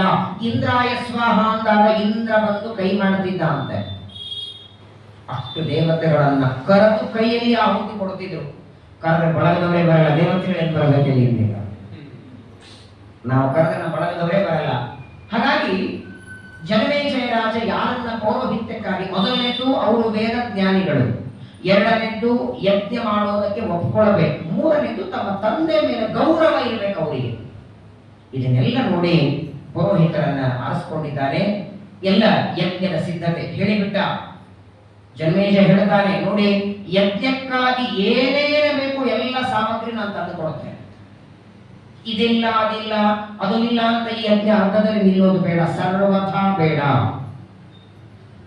ಆದರೆ ಪುರೋಹಿತರಂತಾರೆ ನೋಡಿ, ಜನಮೇಜಯನಿಗೆ ಹೇಳಿದ್ರು, ಎಲ್ಲ ಸರಿ, ಯಜ್ಞಕ್ಕಾಗಿ ನೀನು ಎಲ್ಲ ಸಾಮಗ್ರಿಗಳನ್ನು ತರ್ತಿ. ಮೊದಲನೇದ್ದು ಯಜ್ಞ ಮಾಡೋದಕ್ಕೆ ನಾವು ಎಲ್ಲಿ ಕುಂಡ ಹಾಕಬೇಕಲ್ಲ, ಆ ಜಾಗ ಬೇಕಲ್ಲ. ಯಜ್ಞ ಮಂಟಪ ಮಾಡ್ತಾರೆ ನೋಡಿ. ಇವತ್ತಿನಾಗಿ ಎಲ್ಲೋ ಕಾಣಿಸ್ತು ಪಡಪಡ ವರ್ಷ ಹಾಕ್ಬಿಡ್ತೀವಿ. ಹಿಂದೆಲ್ಲ ಹಾಗಿರ್ಲಿಲ್ಲ. ಅದರಲ್ಲಿಯೂ ಇದು ಯಾವುದೋ ಪವಮಾನ ಹೋಮ ಅಲ್ಲ, ಧನ್ವಂತರಿ ಹೋಮ ಅಲ್ಲ, ಸರ್ಪಯಾಗ. ಸಾವಿರಾರು ಹಾವುಗಳು ಬಂದು ಕುಂಡದಲ್ಲಿ ಬೀಳಬೇಕಾದರೆ ಆ ಯಜ್ಞವನ್ನ ಮಾಡುವ ಜಾಗ ಸ್ವಚ್ಛ ಮಾಡಿ ಯಜ್ಞ ಮಂಟಪ ಮಾಡಬೇಕು. ಅದನ್ನು ಮೊದಲು ಮಾಡಿಸುವಂತ ಋತ್ವಿಜರಂತಾರೆ. ಜನಮೇಜಯ ಅಂತಲ್ಲ, ಯೋನೋ ಹಿಂಸಿತ ವಾತ್ಸಲ್ಯಂ ತಕ್ಷಕಸ್ಥ ದುರಾತ್ಮನ. ನೋಡಿ, ತಕ್ಷಕನನ್ನ ಕೊಲ್ಲೋದಕ್ಕೆ, ಅವನ ಸಂಹಾರಕ್ಕೆ ಏನಾದರೂ ಮಾಡುತ್ತೆ. ಕರಗ ಈ ಮಂಟಪಗಳನ್ನ, ಕಲ್ಲಿನಿಂದ ಮಂಟಪವನ್ನ ಕೆತ್ತೋರನ್ನ ಸ್ಥಪತಿ ಅಂತ ಕರೀತಾರೆ. ಅವ್ರ ಹೆಸರೇ ಸ್ಥಪತಿ ಎಂದು. ಬಹಳ ದೊಡ್ಡ ವ್ಯಕ್ತಿ. ಅವನನ್ನ ಕರೆದು ಜನಮೇಜಯ ಹೇಳ್ತಾನೆ, ನಾನು ಒಂದು ಯಜ್ಞ ಮಾಡಬೇಕಾಗಿದೆ, ಆ ಯಜ್ಞಕ್ಕಾಗಿ ಒಂದು ಕುಂಡ ಹಾಕಬೇಕು, ಅದಕ್ಕಾಗಿ ಒಂದು ಕಲ್ಲಿನಿಂದ ಮಂಟಪವನ್ನ ನೀನು ರಚನೆ ಮಾಡುತ್ತೇನೆ ಅಂತ. ಅವನು ಇನ್ನೂ ಪೂರ್ಣ ಮಾಡಿಲ್ಲ. ಆ ಸ್ಥಪತಿ ಯಜ್ಞದ ಮಂಟಪವನ್ನ ಇನ್ನೂ ಮಾಡುತ್ತಿದ್ದಾನೆ, ಇನ್ನು ಮಂಟಪ ಪೂರ್ಣ ಮಾಡಿಲ್ಲ. ಜನಮೇಜಯನನ್ನ ಕರೆದು ಹೇಳ್ತಾನೆ, ನೋಡಿ ನಾನು ಮಾತು ಹೇಳ್ತೇನೆ, ತಪ್ಪು ತಿಳ್ಕೋಬಾರದು ಅಂತ. ಜನಮೇಜಯ ಅಂತ ತಪ್ಪು ತಿಳ್ಕೊಳ್ಳೋದೇನಿದೆ ನೋಡಿ, ನನ್ನ ಕೆಲಸ ಏನು, ನೀವೇನು ಮಾಡಿಕೊಡು ಅಂದ್ರೆ ಮಾಡಿಕೊಡ್ತೇನೆ. ಆದರೆ ಯಾಕೋ ನನ್ನ ಮನಸ್ಸಿಗೆ ಒಂದು ವಿಚಾರ ಬಂದಿದೆ, ನಾನು ಹೇಳ್ತೇನೆ ಹೇಳುವುದು. ಜನಮೇಜಯ ಆ ಕಲ್ಲನ್ನ ಕಟ್ಟಿಯನ್ನು ಗುಡಿ ಮಾಡ್ತಾನಲ್ಲ, ಯಜ್ಞ ಮಂಟಪ, ಆ ಸ್ಥಪತಿ ಹೇಳ್ತಾನೆ, ನೀವು ಮಾಡುವ ಯಜ್ಞ ಪೂರ್ಣ ಆಗಲ್ಲ ಅಂತ ನನಗನಿಸ್ತಿದೆ ಎಂದು ಬಿಟ್ಟ. ಯಜ್ಞ ಅರ್ಥದಲ್ಲಿ ನಿಲ್ತದೆ, ಇನ್ನೂ ಯಜ್ಞ ಮಾಡಿಲ್ಲ. ಯಜ್ಞದ ಸಿದ್ಧತೆಗಾಗಿ ಆ ದೊಡ್ಡದಾದಂತಹ ಕಲ್ಲಿನಿಂದ ಮಂಟಪ ಮಾಡುವಾಗಲೇನೆ ಹೇಳಿಬಿಟ್ಟವ. ಜನಮೇಜಯನಿಗೆ ಅನಿಸ್ತು. ಯಾಕಂದ್ರೆ ಸಾಮಾನ್ಯವಾಗಿ ನೋಡಿ, ನಮಗೆ ಈ ತರಹ ಯಾರೋ ಏನೋ ಹೇಳಿದಾಗೆ ಅವನ ಮಾತನ್ನು ಕೇಳ್ತೀವಿ ಅಂತೀವಿ ನಾವು, ಆದ್ರೆ ಆ ಮಾತು ಸತ್ಯ ಆಗತ್ತೆ. ನೋಡಿಬೇಕಾದ್ರೆ ಯಾವ ಸರ್ಪಯಾಗವನ್ನ ನೀವು ಮಾಡ್ಲಿಕ್ಕೆ ಶುರು ಮಾಡಿ, ಯಾರೋ ಒಬ್ಬ ದೊಡ್ಡ ಬ್ರಾಹ್ಮಣ ಬಂದು ನಿಮ್ಮನ್ನ ತಡಿತಾನೆ, ಗ್ಯಾರಂಟಿ ತಡಿತಾನೆ, ಪೂರ್ಣಾಹುತಿ ಆಗೋದಿಲ್ಲ, ಅರ್ಥದಲ್ಲಿ ನಿಮ್ಮ ಯಾಗ ನಿಲ್ತದೆ. ಇಷ್ಟು ಹೇಳಿದಾಗ ಸ್ವಲ್ಪ ಮನಸ್ಸಿಗೆ ದುಃಖ ಆಯ್ತು ಜನಮೇಜಯನಿಗೆ. ಆದರೂ ಜನಮೇಜಯ ಅಂತಾನೆ, ಏನೇ ಆಗಲಿ ಯಜ್ಞ ಅಂತೂ ಪ್ರಾರಂಭ ಮಾಡೋದು, ನಿನ್ ಕೆಲಸ ನೀನ್ ಮಾಡು. ಯಥಾಯೇನ ಪಿತಾಮಹ್ಯಂ ಪೂರ್ವಂ ದಗ್ಧೋ ವಿಷಾಗ್ನಿನ. ಜನಮೇಜಯ ಅಂತಾನೆ, ಅಲ್ಲಯ್ಯ ಇನ್ನೂ ಯಜ್ಞ ಶುರುನೇ ಮಾಡಿಲ್ಲ, ಅರ್ಧದಲ್ಲಿ ನಿಂತದೆ ಅಂತ ಹೋಗಿ ಹೇಳ್ತೀಯಲ್ಲ, ನಮ್ಮ ತಂದೆಗೆ ಆ ಹಾವು ಮಾಡಿದ ಎಷ್ಟು ದೊಡ್ಡ ಅವಮಾನ. ಏನ್ ತಪ್ಪಿತ್ತು ನನ್ನ ತಂದೆಯದು? ರಾಜಾದಿರಾಜನಾಗಿ ಬೆರಿಬೇಕಾದ ನನ್ನ ತಂದೆ ಒಂದು ಹಾವು ಕಚ್ಚಿ ಸತ್ತಿದ್ದಾನೆ, ಆದ್ದರಿಂದ ಸರ್ವಥಾ ನಾನು ಯಜ್ಞ ಮಾಡೋದು ನಿಶ್ಚಿತ. ಸರಿ, ಆ ಯಜ್ಞದ ಮಂಟಪ ನಿರ್ಮಾಣ ಆಯಿತು, ಯಜ್ಞ ಕುಂಡ ಹಾಕಿದ್ದಾಯಿತು, ಋದ್ವಿಜರೆಲ್ಲ ಬಂದಿದ್ದಾರೆ, ಮಂತ್ರಗಳ ಪ್ರಾರಂಭ ಆಗಿ ಯಜ್ಞ ಶುರುವಾಯಿತು. ನೋಡಿ ಏನ್ ಮಂತ್ರಗಳ ಹಿಂದಿನ ಕಾಲದಲ್ಲಿ ದೊಡ್ಡ ಬಲ ನೋಡಿ. ಮಂತ್ರಗಳು ಇದೇ ಮಹಾಭಾರತದಲ್ಲಿ ಮುಂದೆ ಬರ್ತದೆ. ಅಶ್ವತ್ಥಾಮಾಚಾರ್ಯರಿಗೆ ಮಂತ್ರ ಶಕ್ತಿ ಯಾಕೆ ಹೋಯಿತು? ಬ್ರಹ್ಮಚರ್ಯ ಕಳ್ಕೊಂಡದ್ದಕ್ಕೆ. ಏನ್ ಮಂತ್ರಜ್ಞಾನ, ಮಂತ್ರ ಶಕ್ತಿಗಳು, ಎಂಥ ಅದ್ಭುತ ಸಾಮರ್ಥ್ಯಗಳು. ಇವತ್ತಿಗೂ ಎಷ್ಟೋ ಜನ ಇದ್ದಾರೆ, ಇವತ್ತಿಗೂ ಮನೆಯಲ್ಲೇ ಕೂತ್ಕೊಂಡು ಜಪ ತಪ ಪಾರಾಯಣ ಮಾಡಿ ನೋಡಿ. ಮಂತ್ರ ಸಾಮರ್ಥ್ಯ ಯಾವಾಗ ಉಳಿತದೆ ಗೊತ್ತಾ? ಮಂತ್ರ ಸಾಮರ್ಥ್ಯ, ಮಂತ್ರ ಸಿದ್ಧಿ ಯಾವಾಗ ಬರ್ತದಂದ್ರೆ, ಮಂತ್ರಗಳ ಸಿದ್ಧಿ ಬರೋದಕ್ಕೆ ಮೊದಲನೇದು ಆಹಾರ ಚೆನ್ನಾಗಿರ್ಬೇಕು. ಚೆನ್ನಾಗಿದ್ರೆ ಕೊಬ್ಬರಿ ಗಿಬ್ಬರಿ ಹಾಕಿದ್ರೆ ಹಿಂಗೆ ಚೆನ್ನಾಗಿಲ್ಲ, ನೈವೇದ್ಯ ಮಾಡಿದ ಆಹಾರ ಇರಬೇಕು. ಎರಡನೇದು ಪರಿಸರ ಚೆನ್ನಾಗಿರಬೇಕು. ಮೂರನೇದು ಸುಳ್ಳು ಮಾತಾಡಬಾರದು. ಯಾವ ಕಾರಣಕ್ಕೂ ಮನಸ್ಸಿನಲ್ಲಿ ಕಾಮಕ್ರೋಧ ಇರಬಾರದು. ಇದಿದ್ರೇನೆ ಅವನಿಗೆ ಸಿದ್ಧಿ ಬರ್ತದೆ. ಶ್ರೀಮದಾಚಾರ್ಯರು ಸುಮತ್ ವಿಜಯದಲ್ಲಿ ಹೇಳ್ತಾರಲ್ಲ, ವೇದಗಳ ಪ್ರವಚನ ಮಾಡುತ್ತಿದ್ರು ಮಧ್ವಾಚಾರ್ಯರು. ವೇದಗಳು ಸತ್ಯ, ವೇದಗಳು ಅಪೌರುಷೇಯ, ವೇದಗಳಿಂದಲೇ ದೇವರ ಜ್ಞಾನ. ಒಬ್ಬ ವ್ಯಕ್ತಿ ಎಂದು ಹೇಳದ ನಿಮ್ಮ ವೇದ ಸುಳ್ಳು ಮಾತಾಡ್ತದೆ, ಹೆಂಗ್ ಪ್ರಮಾಣ ಅಂತೀರಿ? ಉದಿತೆ ಹೋತವ್ಯಂ, ಅನುದಿತೆ ಹೋತವ್ಯಂ. ಸೂರ್ಯೋದಯ ಆದ್ಮೇಲೆ ಊಟ ಮಾಡ್ರಿ, ಆಗದೆ ಇದ್ದು ಊಟ ಮಾಡ್ರಿ. ಎದ್ದು ವೇದಗಳ ಬಗ್ಗೆ ಬೈಲಿಕ್ಕೆ ಶುರು ಮಾಡ್ತಾನೆ. ಆಚಾರ್ಯರನ್ನು ವೇದಗಳು ಸುಳ್ಳು ಹೇಳೋದಲ್ಲಪ್ಪ, ಈಗ ವೇದದಲ್ಲಿ ಹೇಳಿದಂತೆ ನಮಗೆ ಫಲ ಸಿಕ್ಕರೆ ತಾನೇ ವೇದ ಪ್ರಮಾಣ ಆಗ್ಬೇಕು. ಎಷ್ಟೋ ಜನ ಇದ್ದಾರೆ, ಮಕ್ಕಳೆಲ್ಲ ಇದ್ದು ಯಜ್ಞ ಮಾಡಿದ ಮಕ್ಕಳಾಗತ್ತೆ, ಆಗಿಲ್ಲಲ್ಲ. ಮತ್ತೆ ಸಂತಾನಕ್ಕಾಗಿ ಯಜ್ಞ ಮಾಡಿದ್ರೆ ಮಕ್ಕಳಾಗ್ತವೆ ಅಂದ್ರೆ ಯಜ್ಞ ಮಕ್ಕಳಾಗಿಲ್ಲ. ಎಷ್ಟೋ ಜನರಿಗೆ ಮದುವೆ ಆಗತ್ತೆ ಅಂತ ಇಟ್ಕೊಂಡು ಹೋಮ ಮಾಡಿದ್ರು ಮದುವೆ ಆಗಿಲ್ಲ. ಹಾಗಾದ್ರೆ ಸುಳ್ಳು ಮಾತಾಡುತ್ತೆ ವೇದ ಅಂತ ಎದುರಿಗೆ ಕೂತ ಪಂಡಿತರಾದ ಆಚಾರ್ಯರಂತಾರೆ, ಅದು ವೇದ ಸುಳ್ಳು ಮಾಡೋದಲ್ಲಪ್ಪ. ಯಜ್ಞ ಮಾಡಿದರೂ ಮಕ್ಕಳಾಗದೇ ಇರೋದಕ್ಕೆ ಯಜ್ಞದ ತಪ್ಪಲ್ಲ, ವೇದದ ತಪ್ಪಲ್ಲ, ಮಾಡುವ ಯಜಮಾನನ ತಪ್ಪಿದೆ. ಮೊದಲನೇದು ಯಜಮಾನರಲ್ಲಿ ಶ್ರದ್ಧೆ ಇರಂಗಿಲ್ಲ, ದೇವರು ಅನ್ನೋ ಭಾವನೆ ಇರಲ್ಲ, ದೇವರು ಪ್ರೀತನಾಗಲಿ ಅನ್ನೋ ಭಾವನೆ ಇರಲ್ಲ, ಕಾಮಕ್ರೋಧ ಬಿಟ್ಟಿರಲ್ಲ, ಏನೇನೋ ಸಂಕಲ್ಪ ವಿಚಿತ್ರ ಮಾಡಿರ್ತಾನೆ. ಹಂಗೇನಿಲ್ಲ, ಏನ್ ಸಂಕಲ್ಪ ಮಾಡಿದ್ರು ವೇದ ಕೊಡಬೇಕು. ಆಗ ಆಚಾರ್ಯರು ಒಂದು ಬೀಜವನ್ನ ಕೈಯಲ್ಲಿ ಹಿಡ್ಕೊಂಡು ಒಂದು ಸೂಕ್ತವನ್ನ ಪಠನ ಮಾಡ್ತಾರೆ. ಔಷಧಯ ಸಂಪದಂತೆ ಸೋಮೇನ ಸಹರಾತ್ಮ್ಯ. ಔಷಧಿ ಸೂಕ್ತವನ್ನ ಆಚಾರ್ಯರು ವೇದ ಮಂತ್ರ ಹಿಡ್ಕೊಂಡು ಪಠನ ಮಾಡಿದರೆ ಕೈಯೊಳಗೆ ಆ ಬೀಜ ವೃಕ್ಷವಾಗಿ, ಗಿಡವಾಗಿ, ಎಲೆಯಾಗಿ, ಹೂವಾಗಿ, ಹಣ್ಣಾಗ್ತದೆ. ಬಿಡಿ, ಮಧ್ವಾಚಾರ್ಯರು ಅಂದ್ರೆ ಸಾಕ್ಷಾತ್ ವಾಯುದೇವರ ಅವತಾರ, ಅವರಿಗೆ ಸಾಧ್ಯ ಅಂತೀರಿ. ನಮ್ಮ ಮಂತ್ರಾಲಯ ಪ್ರಭುಗಳ ರಾಯರ ಕಥೆಯಲ್ಲೂ ಕೇಳ್ತೀರಿ. ಇನ್ನೂ ಆಶ್ರಮ ಆಗಿಲ್ಲ ಅವರಿಗೆ, ಇನ್ನೂ ರಾಯ ಆಗಿರಲಿಲ್ಲ. ವೆಂಕಟನಾಥಾಚಾರ್ಯರಾದಾಗ ಒಬ್ಬ ಗೃಹಸ್ಥನ ಮನೆಗೆ ಊಟಕ್ಕೆ ಹೋಗಿರ್ತಾರೆ. ಗಂಧ ತಗಿ ಅಂತ ಒಂದು ಗಂಧದ ಕೊರಳನ್ನ, ಸಾಣೆಕಲ್ಲನ್ನ ಕೊಡ್ತಾರೆ. ಅಗ್ನಿ ಸೂಕ್ತ ಪಠನ ಮಾಡ್ತಾ ಮಾಡ್ತಾ ಗಂಧ ತೆಗೆದರೆ ಅಗ್ನಿ ಸೂಕ್ತದ ಮಹಿಮೆ ಗಂಧದಲ್ಲಿ ಬರ್ತದೆ. ಹಚ್ಕೊಂಡವರಿಗೆಲ್ಲ ಭಗವದ ಉರುಳಿ ಶುರುವಾಗತ್ತೆ. ಅದೇ ಗಂಧವನ್ನ ವರುಣ ಸೂಕ್ತದಿಂದ ಮತ್ತೆ ಅಭಿಮಂತ್ರಣ ಮಾಡಿ ಕೊಡ್ತಾರೆ. ವೇದ ಮಂತ್ರಗಳು ಇವತ್ತಿಗೂ ಕೆಲಸ ಮಾಡುತ್ತವೆ. ನಾನು ಅನೇಕ ಸಲ ಹೇಳಿ, ನಿಮಗೆ ಶುಗರ್ ಇದೆ ಅಂತ ಡಾಕ್ಟರ್ ಮಾತ್ರೆ ಕೊಟ್ಟಿರ್ತಾರೆ. ಬೆಳಗ್ಗೆ ಒಂದು ತಗೊಳ್ಳಿ, ಸಾಯಂಕಾಲ ಒಂದು ತಗೊಳ್ಳಿ. 30 ದಿನ ತಗೊಂಡಾದ ಮೇಲೆ 31ನೇ ದಿನ ಬಂದು ನಮಗೆ ತೋರಿಸಿ ಅಂತ.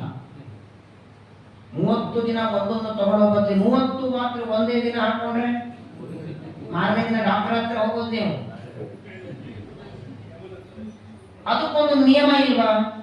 ಒಂದೊಂದೇ ಮಾತ್ರ ದಿನ ಹಾಕೋಬೇಕು. ಹೆಂಗೋ ಒಂದು ತಿಂಗಳು ಹಾಕೊಳ್ಳೋದು ಇದೆ ಎಂದು ಒಂದೇ ದಿನ ಹಾಕೊಂಡ್ರೆ ಕೃಷ್ಣಾರ್ಪಣ. ಹಾಗೆ ನೋಡಿ, ಎಲ್ಲದಕ್ಕೂ ನಿಯಮ ಇದೆ. ತೀರ್ಥ ಹೇಗೆ ತಗೋಬೇಕು, ಊಟಕ್ಕೆ ಹೇಗೆ ಕೊಡಬೇಕು, ಏನು ಚಿಂತನೆ ಊಟ ಮಾಡುವಾಗಿರಬೇಕು, ಎಷ್ಟು ನಿಯಮ ಹೇಳ್ತದೆ ಮಹಾಭಾರತ. ಊಟ ಮಾಡುವಾಗ ನಮ್ಮ ಪಕ್ಕದಲ್ಲಿರುವ ವ್ಯಕ್ತಿಯ ಲೋಟದಲ್ಲಿ ನಮ್ಮ ಲೋಟದ ನೀರು ಹಾಕಿದ್ರೆ ಎಂಜಲಾಯ್ತದು. ಈ ಪಂಕ್ತಿಯಲ್ಲಿ ಊಟ ಕೂತವರಲ್ಲಿ ಕೆಲವರಿಗೆ ಏನೋ ಪಾಪ ಅವಸರ, ಬರ ಸಾರವನ್ನು ಹುಳಿಯನ್ನ ಎಲ್ಲ ತಿಂದು ಮಜ್ಜಿಗೆಲ್ಲ ತಿಂದು ಇನ್ನು ಸ್ವೀಟ್ ಬಡಿಸ್ತಿರ್ತಾರೆ, ಮಜ್ಜಿಗೆನ ತಿಂದು ಯಾವ ಹೊಟ್ಟೆ ಎದ್ದು ಹೋಗ್ಬಿಡ್ತಾರೆ. ಎಲ್ಲರ ಊಟ ಮುಗುದಿಲ್ಲ, ಒಬ್ಬ ವ್ಯಕ್ತಿ ಎದ್ದು ಹೋದರೆ ಅವನ ಎಂಜಲು ಎಲ್ಲ ತಿನ್ನಂತೆ. ಅಷ್ಟು ಅವಸರ ಇದ್ರೆ ಪಂಕ್ತಿಯಲ್ಲಿ ಕೂತ್ಕೊಳ್ಬಾರದು ಅಂತಾರೆ. ತಿನ್ನೋದ್ರ ಬಗ್ಗೆ ಹೇಳ್ತಾರೆ, ಯಾವುದೋ ಉಂಡಿನೋ ಹಣ್ಣನೋ ಕಚ್ಚಿ ತಿಂದಿಟ್ರೆ ಮತ್ತೆ ತಿನ್ಲಿಕ್ಕೆ ಬರಲ್ಲ, ಎಂಜಲಾಯಿತು. ಯಾಕಂದ್ರೆ ಯಜ್ಞ ಇದು, ಹೋಮ, ವೈಶ್ವಾನರ ಪರಮಾತ್ಮನ ಪ್ರೀತಿಗಾಗಿ ಮಾಡುವ ಯಜ್ಞ. ಹಾಗಾಗಿ ಮುರಿದು ಎಷ್ಟು ಬಾಯಲ್ಲಿ ಹೋಗುತ್ತೋ ಅಷ್ಟೇ ತಿನ್ನಿ. ಊಟಕ್ಕೆ ಕೂಡಬೇಕಾದ್ರೂ ಎರಡಿರಬೇಕು, ಒಂದು ತಂಬಿಗೆ ಒಂದು ಲೋಟ. ತಂಬಿಗೆಯಿಂದ ಲೋಟಕ್ಕೆ ನೀರು ಎಷ್ಟು ಅಂದ್ರೆ ಒಂದು ಬಾರಿ ಪೂರ್ಣ ಕುಡಿದು ಮುಗಿಸ್ಬೇಕು, ಅರ್ಧ ಕುಡಿದು ಇಡಬಾರದು, ಮತ್ತೆ ಅದು ಕುಡಿಲಿಕ್ಕೆ ಬರಲ್ಲ.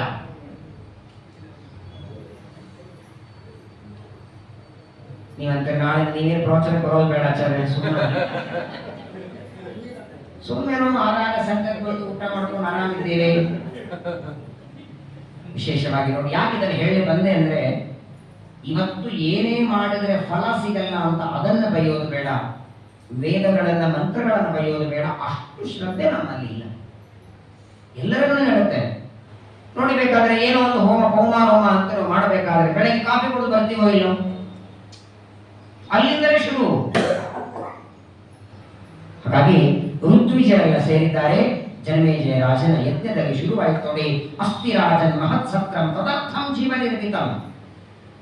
ಯಜ್ಞ ಪ್ರಾರಂಭವಾಗಿದೆ. ಆಶ್ಚರ್ಯ ಅಂದ್ರೆ ಇನ್ನು ಇವರು ಮಂತ್ರಗಳು ಪ್ರಾರಂಭ ಮಾಡುತ್ತಿದ್ದಾರೆ. 4 ಜನ ಋತ್ವಿಜರು ಜನಮೇಜಯನ ಸರ್ಪಯಾಗದಲ್ಲಿ ಮಂತ್ರ ಶುರು ಮಾಡ್ತಾರೆ.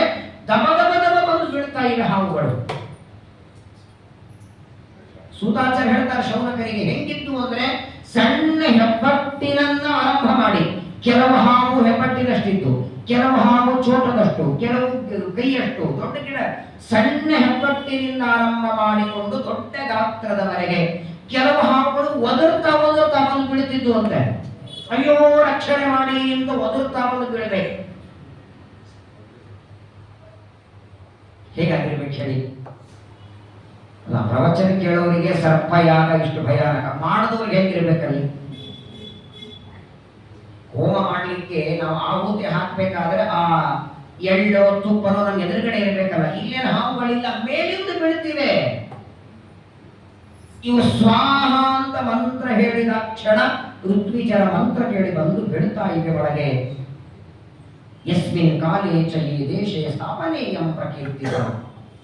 ನೋಡ್ತಿದ್ದಾನೆ ಜನಮೇಜಯ, ಕೆಲವು ಹಾವುಗಳು ಒದರ್ತಾ ಇವೆ, ಕೆಲವು ಹಾವುಗಳು ಜೋರಾಗಿ ಹೊರಡಾಡುತ್ತಿವೆ. ವಿಚಿತ್ರವಾದಂತಹ ವೇದನೆಗಳನ್ನ ಹಬ್ಬಿಸ್ತಾ ಕೆಲವು ಹಾವುಗಳು ಪರಸ್ಪರ ಮಾತಾಡ್ತಾ ಇವೆ ಅಂತೆ. ಅಯ್ಯೋ ನಮ್ಮ ತಾಯಿ ಮಾಡಿದ ತಪ್ಪಿಗೆ ನಾವೆಲ್ಲ ಬೀಳ್ತಿದ್ದೀವಲ್ಲಯ್ಯ ಅಂತ. ಅವತ್ತೇನೋ ಬಾಲದಲ್ಲಿ ಕೂಡುವಂತ ತಾಯಿ ಅಂದ್ರೆ ಹೂ ಅಂದಿದ್ರೆ ಈ ಪ್ರಸಂಗ ಬರ್ತಿರ್ಲಿಲ್ಲ, ಬೀಳಬೇಕಾದ್ರೆ. ಒಟ್ಟಾರೆ ಎಲ್ಲ ಹಾವುಗಳು ಬಂದು ಬೀಳ್ತಾ ಇವೆ. ಲೆಕ್ಕ ಕೊಡ್ತಾರೆ, ಏವಂ ಶತಸಹಸ್ರಾಣಿ ಪ್ರಯುಕ್ತಾನ ಅರ್ಬುದಾನಿಚ. ಎಷ್ಟು ಹಾವುಗಳು ಬಂದಿತ್ತು ನೋಡಿ. ನಮಗೆ ಲೆಕ್ಕ ಬರೋದು ಎಲ್ಲಿವರೆಗೆ ಗೊತ್ತಿರ್ತದೆ? 100,000 ಆದರೆ 1 ಲಕ್ಷ ಅಲ್ವಾ? 100 ಲಕ್ಷ ಆದರೆ 1 ಕೋಟಿ, 100 ಕೋಟಿ ಆದರೆ 1 ಅರ್ಬುದ, 100 ಕೋಟಿ ಆದರೆ 1 ಅರ್ಬುದ. ಅಂಥದ್ದು 10,000 ಅರ್ಬುದ ಆಕಳ ಯಾವ ಹಾವುಗಳು ತೆಗಿತು ಅಂತ ಕೊಂಡರು. ಯಾರು ಕುಂಡ ಎಷ್ಟು ದೊಡ್ಡದಿರಬೇಕು, ವಿಚಿತ್ರ ನೋಡಿ. ಸಾಮಾನ್ಯವಾಗಿ ಒಂದು ಹಾವು ಸುಟ್ಟರೆ ವಾಸ ಬರುತ್ತಲ್ಲ, ಏನಾಗಿರ್ಬೇಕು, ಎತ್ತೆ ಹೇಗಾಗಿರ್ಬೇಕು ಹೇಳಿ ಲೆಕ್ಕ ಕೊಡ್ತಾರೆ. ಅವಶಾನಿ ಪ್ರವಿಷ್ಟಾನಿ ಪನ್ನಗಾನಾಂ ದ್ವಿಜೋತ್ತಮ. ಎಲ್ಲ ಅಗ್ನಿಗಳು ಬಂದು ಕುಂಡದಲ್ಲಿ ಬಿಡ್ತಾ ಇವೆ. ಉದುಂಬರ ಇವ ತತ್ರಾನ್ನೇ ಹಸ್ತಿ ಹಸ್ತಾನಿ ಮಾಪರೆ. ಸಣ್ಣ ಇಲಿಯ ಗಾತ್ರದಷ್ಟು ಹಾವುಗಳು ಬರ್ತಾ ಇವೆ. ಆನೆಯ ಸೊಂಡಿಲ ಗಾತ್ರದಷ್ಟು ಹಾವುಗಳು ಬಂದು ಬೀಳ್ತಾ ಇವೆ.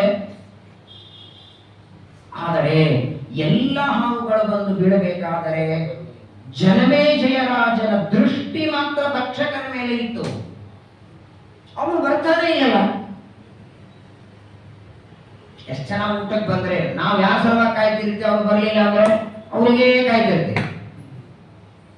ಎಲ್ಲ ಹಾವುಗಳು ಬಂದು ಬೀಳ್ತಾ ಇವೆ.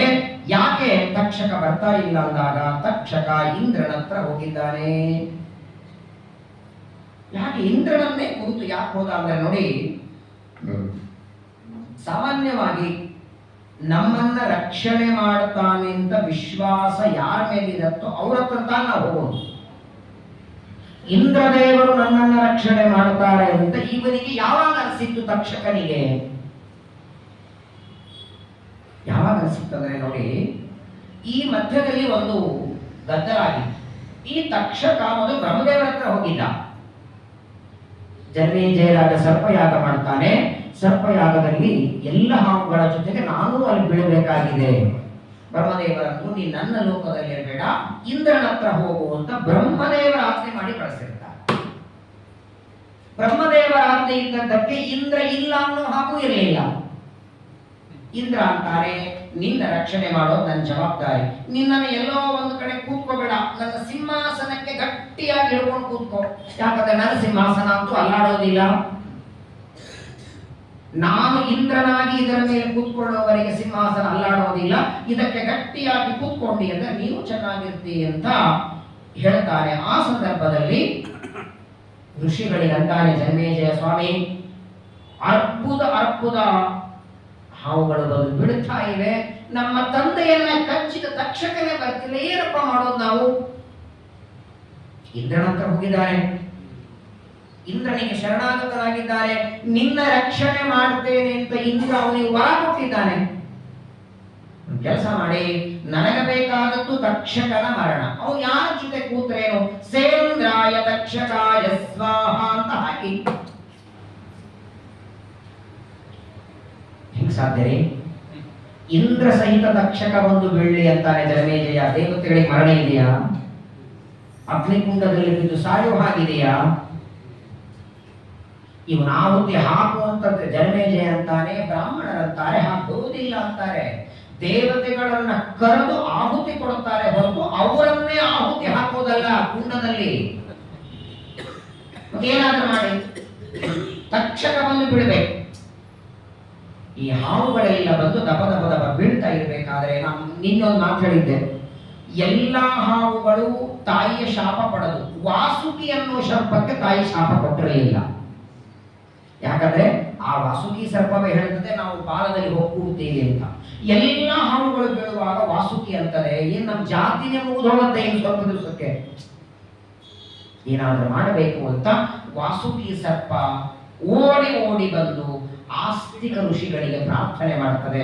ನೀವು ಹೋದ್ರೆ ಮಾತ್ರ ಯಜ್ಞ ನಿಲ್ಲುತ್ತದೆ ಸ್ವಾಮಿ.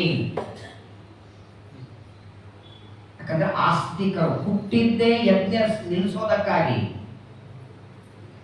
ಆ ಆಸ್ತಿಕರನ್ನ ನಿಲ್ಲಿಸೋದಕ್ಕೆ ಈ ವಾಸುಕಿ ತನ್ನ ತಂಗಿ ಜರಕ್ಕಾರು ಅಂತ ವಾಸುಕಿಯ ತಂಗಿ ಇದ್ಲು. ತಂಗಿಗೆ ಹೇಳ್ತಾನೆ ಏನಾದರೂ ಮಾಡಿ ಋಷಿಗಳನ್ನ ಪ್ರಾರ್ಥನೆ ಮಾಡುವಂದಾಗ ಆಸ್ತಿಕರಂತಾರೆ ಸರಿ ನಾನು ಹೋಗ್ತೇನೆ ಅಂತ ಯಜ್ಞ ಮಂಟಪಕ್ಕೆ ಬರ್ತಾರೆ. ಜನಮೇಜಯನ ಯಜ್ಞ ಮಂಟಪಕ್ಕೆ ಬಂದು ಆಸ್ತಿಕರು ಮೊದಲು ಯಜ್ಞ ನಿಲ್ಲಿಸುವಲ್ಲಿಲ್ಲ, ಮೊದಲು ಯಜ್ಞ ಹೊಗಳಿದರಂತೆ. ಯಜ್ಞ ಮಂಟಪ ಹೊಗಳ್ತಾರೆ, ಋತ್ವಿಜರನ್ನ ಹೊಗಳ್ತಾರೆ. ಜನಮೇಜಯನಿಗಂತಾರೆ ನಿನ್ನಂತ ಯಜ್ಞ ಮಾಡುವ ವ್ಯಕ್ತಿ ಹಿಂದೆ ಇರಲಿಲ್ಲ, ಮುಂದೆ ಬರಲ್ಲ. ಎಷ್ಟು ಚೆನ್ನಾಗಿ ಹೊಗಳಿದ್ರು ಅಂದ್ರೆ ಆಸ್ತಿಕರ ಹೊಗಳ ಮಾತು ಕೇಳಿ ಆ ಜನಮೇಜಯ ಅಂತ ಸ್ವಾಮಿ ನನ್ನ ಯಜ್ಞಕ್ಕೆ ಬಂದದ್ದೇ ದೊಡ್ಡದು, ನಿಮ್ಮಂತ ಜ್ಞಾನಿಗಳು ಬಂದಿರಿ, ನೀವೇನಂತೀರಿ ನಾನು ಮಾಡ್ತೇನೆ, ಇದು ಸಲುವಾಗಿ ಹೊಗಳಿದ್ರು. ಚೆನ್ನಾಗಿ ಹೊಗಳಿ, ಯಜ್ಞದ ಬಗ್ಗೆ ಹೊಗಳಿ, ಅವನನ್ನ ಹೊಗಳಿ ಯಾವಾಗ ಸಂತೋಷ ಪಟ್ಟ ನೋಡಿ ಜನಮೇಜಯ, ಆಸ್ತಿಕರಂತಾರೆ ನೋಡು ನನಗೊಂದು ಬೇಕು ಕೊಡ್ತೀಯಾ? ಸ್ವಾಮಿ ಯಜ್ಞ ಮಂಟಪಕ್ಕೆ ಬಂದು ನಿಮ್ಮನ್ನು ಕೊಡದೇ ಇದ್ರೆ ಏನಾದ್ರೂ ಬೇಡಿ ಅಂದಾಗ ಆಸ್ತಿಕರ ಕೈ ಜೋಡಿಸಿ ಹೇಳ್ತಾರೆ ಸರ್ಪಯಾಗ ನಿಲ್ಲಿಸು, ಮಾಡಬೇಡ. ನಿಮ್ಮ ತಂದೆ ತಕ್ಷಕ ನಿನ್ನ ಸತ್ತದ್ದೇನೋ ನಿಜ, ಅದು ನಿಮಿತ್ತ. ನಿಮಿತ್ತ ಮಾತ್ರ ತಕ್ಷಕ, ಆಯುಷ್ಯ ಮುಗಿದಿತ್ತು ನಿನ್ನ ತಂದೆದು, ಅವನ ಚರ್ಮ ಶರೀರ ಅದು. ಆ ಯಜ್ಞವನ್ನ ನಿಲ್ಲಿಸು ಅಂದ್ರೆ ಇವನಂತಾನೆ ಜನಮೇಜಯ, ನೋಡಿ ರಾಜ್ಯ ಬೇಕಾದ್ರೆ ಬೇಡ್ರಿ, ಕೃಷ್ಣಾರ್ಪಣ ಅಂತೇನೆ. ರತ್ನ ಮತ್ತು ಬೆಳ್ಳಿ ಬಂಗಾರ ಬೇಕಾದ್ರೆ ಬೇಡ್ರಿ, ಕೊಡ್ತೇನೆ. ಯಜ್ಞ ಮಾತ್ರ ನಿಲ್ಲಿಸಲ್ಲ ಅಂತ ಅವನು. ತಕ್ಷಕ ಬಂದು ಬೀಳುವವರೆಗೂ ಯಜ್ಞ ನಿಲ್ಲೋದಿಲ್ಲ. ಆ ಆಸ್ತಿಕರಂತಾರೆ, ಸರ್ವಥ ಕಿನ್ನಿಮಿತ್ತಂ ಮಮ ಪಿತುಃ ದತ್ತಾತ್ವಂ ಮಾತುಲೇನನೆ. ನೀನು ಸಾಮಾನ್ಯ ವ್ಯಕ್ತಿ ಅಲ್ಲ ಜನಮೇಜಯ, ಬುದ್ಧಿವಂತ, ತಿಳಿದವ, ಪರೀಕ್ಷಿತ ರಾಜನ ಮಗ ನೀನು. ನೀನು ಯಜ್ಞ ನಿಲ್ಲಿಸೋದು ನನಗ ಮಾತ್ರವಲ್ಲ, ಬ್ರಹ್ಮದೇವರಿಗೂ ಇಷ್ಟ ಇದೆಯಪ್ಪ ಇದು. ನೀನು ಹಾವುಗಳನ್ನು ಸುಡೋದು ಯಾರಿಗೂ ಅಪೇಕ್ಷೆ ಇಲ್ಲ. ಎಷ್ಟು ಹಾವುಗಳು ತಾಯಿಯ ಶಾಪದಿಂದ ಕುಂಡದಲ್ಲಿ ಬಿದ್ದಿವೆ, ಅಷ್ಟಕ್ಕೆ ಯಜ್ಞವನ್ನ ನಿಲ್ಲಿಸು. ಸರ್ವಥಾ ನಿನ್ನ ತಂದೆಗೆ ಅನ್ಯಾಯವಾಗೋದಿಲ್ಲ. ನಿನ್ನ ತಂದೆ ಸದ್ಗತಿನೇ ಪಡಿತಾನೆ. ಹಾವು ಕಚ್ಚಿ ಸತ್ತಿದರೂ ದುರ್ಮರಣ ನಿನ್ನ ತಂದೆಗಿಲ್ಲ. ಯಾವಾಗ ಆಸ್ತಿಕರು ಒಂದು ಉಪದೇಶ ಮಾಡ್ತಾರೆ, ಆಗ ಆಯಿತು ಸ್ವಾಮಿಯನ್ನ ಇಷ್ಟು ಜ್ಞಾನಿಗಳು ಬಂದು ಹೇಳ್ತಿದ್ದೀವಿ, ಹಾಗಾಗಿ ಆ ಯಜ್ಞ ಪೂರ್ಣಾಹುತಿ ಆಗದೆ ಅರ್ಧದಲ್ಲೇ ನಿಲ್ಲೋ ಪ್ರಸಂಗ ಬಂತು. ಉಳಿದೆಲ್ಲ ಹಾವುಗಳು ಬಂದುವಂತೆ. ವಾಸುಕಿ ಬರ್ತಾನೆ, ಈಗ ಸತ್ತದ್ದೇ ಅರ್ಬುದ ಆಕಳ ಹಾವುಗಳು, ಅದಲ್ಲದೆ ಇನ್ನೂ ಎಲ್ಲ ಹಾವುಗಳು ಬಂದು ಜ್ಞಾನಿಗಳಿಗೆ, ಆಸ್ತಿಕರಿಗೆ ನಮಸ್ಕಾರ ಮಾಡ್ತಾರೆ. ಸ್ವಾಮಿ, ದೊಡ್ಡ ಭಾಗ್ಯ ಕೊಟ್ಟರೆ ನಮಗೆ, ಇಲ್ಲ ಅಂದಿದ್ರೆ ಇನ್ನೊಂದು ಅರ್ಧ ಗಂಟೆ 1 ಗಂಟೆ ಹೋಮ ಮಾಡಿದ್ರೆ ಮುಗದೆ ಹೋಗಿರೋ ಸಕಲ ಹಾವುಗಳನ್ನ ಭಸ್ಮಾಗಿ ಹೋಗ್ತಿದ್ದು, ನಮಗೆ ಅನುಗ್ರಹವನ್ನ ಮಾಡಿ ಅಂತ ಹಾವುಗಳೆಲ್ಲ ಬಂದು ಹೇಳಿದಾಗ ಆಗ ಆಸ್ತಿಕ ಋಷಿಗಳು ವರ ಕೊಟ್ಟಂತೆ. ಹಾವುಗಳಿಗೆ ಹೇಳ್ತಾರೆ, ನಿಮ್ಮಲ್ಲಿ ವಿಷ ಇರಲಿ, ನೀವು ಕಂಡವರನ್ನ ಕಚ್ಚೋದು ಬಿಚ್ಚೋದು ಮಾಡಬೇಡಿ. ಅಕಸ್ಮಾತ್ತಾಗಿ ನಿಮ್ಮ ಭಯ ಯಾರಿಗರಿದ್ರೆ, ಕನಸಿನಲ್ಲಿ ಹಾವು ಕಾಣ್ತಿದ್ರೆ, ಮನೆಯಲ್ಲಿ ಹಾವು ಓಡಾಡ್ತಿದ್ರೆ, ನನ್ನ ಸ್ಮರಣೆ ಮಾಡಿದರೆ ಸಾಕು, ಅವರ ಮನೆಗೆ ನೀವು ಹೋಗತಕ್ಕದ್ದಲ್ಲ. ಆಸ್ತಿಕ ಅಂತ ನನ್ನ ಸ್ಮರಣೆ ಮಾಡಿದರೂ ನೀವು ಅವರಿಗೆ ತೊಂದರೆ ಕೊಡಬಾರದು ಅಂದಾಗ ಅವಶ್ಯವಾಗಿ ಅಂತ ಹಾವುಗಳು ಜಾತಿನೇ ಉಳಿಸಿದ್ದೀರಿ, ಅನುಗ್ರಹ ಆಯಿತು ಅಂತ ಹಾವುಗಳೆಲ್ಲ ಪ್ರಾರ್ಥನೆ ಮಾಡ್ತಾರೆ. ಮುಂದೆ ಆಸ್ತಿಕ ಋಷಿಗಳು ವರವನ್ನು ಕೊಟ್ಟು ಯಜ್ಞವನ್ನು ನಿಲ್ಲಿಸ್ತಾರೆ. ಇಲ್ಲಿಗೆ ಜನಮೇಜಯ ರಾಜ ಮಾಡುವ ಸರ್ಪಯಾಗ ನಿಂತ ಮೇಲೆ ಅವನಿಗೆ ಸಮಾಧಾನ ಆಗಲಿಲ್ಲ. ಮುಂದೇನ್ ಮಾಡ್ತಾನೆ? ಈಗ ಯಾಗ ಅಂತೂ ನಿಂತು, ಆಸ್ತಿಕ ಋಷಿಗಳು ಬಂದರು, ಯಾಗ ಬೇಡ ಅಂತ ನಿಲ್ಲಿಸಿದರು.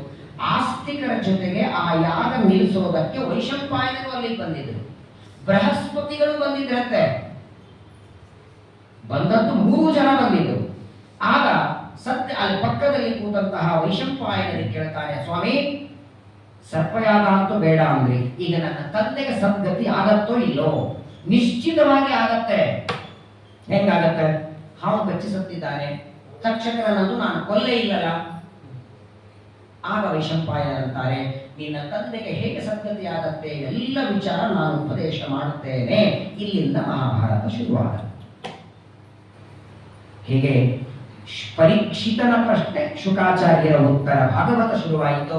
ಸರ್ಪಯಾಗ ನಿಲ್ಲಿಸಿ ಅಲ್ಲಿ ಬಂದ ವೈಶಂಪಾಯನರಿಗೆ ಜನಮೇಜಯ ಕೇಳ್ತಾನೆ. ಆಗ ವೈಶಂಪಾಯನರು ಮೊದಲು ವ್ಯಾಸರು ಮಹಾಭಾರತ ಬರೆದರೆ ಯಾವಾಗ, ಯಾರು ಹುಟ್ಟಿದರು, ಹೇಗೆ ಹುಟ್ಟಿದರು, ಎಲ್ಲರ ಅವತಾರದ ಕಥೆ, ಅದೇ ಆದಿ ಪರ್ವ. ಆದಿ ಪರ್ವಕ್ಕೆ ಇನ್ನೊಂದು ಹೆಸರಿದೆ, ಸಂಭವ ಪರ್ವ. ಸಂಭವ ಅಂದ್ರೆ ಹುಟ್ಟೋದು, ಎಲ್ಲರ ಜನ್ಮ. ಭೀಷ್ಮ, ದ್ರೋಣ, ಕೃಪಾಚಾರ್ಯ, ಅಶ್ವತ್ಥಾಮ, ದುರ್ಯೋಧನ, ಪಾಂಡವರು ಎಲ್ಲರೂ ಹೇಗೆ ಹುಟ್ಟಿ ಬಂದರು ಅನ್ನೋದನ್ನ ಈ ಮುಂದಿನ ಪರ್ವದಲ್ಲಿ ನಿರೂಪಣೆಯನ್ನು ಮಾಡುತ್ತಾರೆ. ಈಗಾಗಲೇ 3 ದಿನ ಬರೀ ಸರ್ಪಯಾಗದ ಬಗ್ಗೆನೇ ಆಗೋಯಿತು.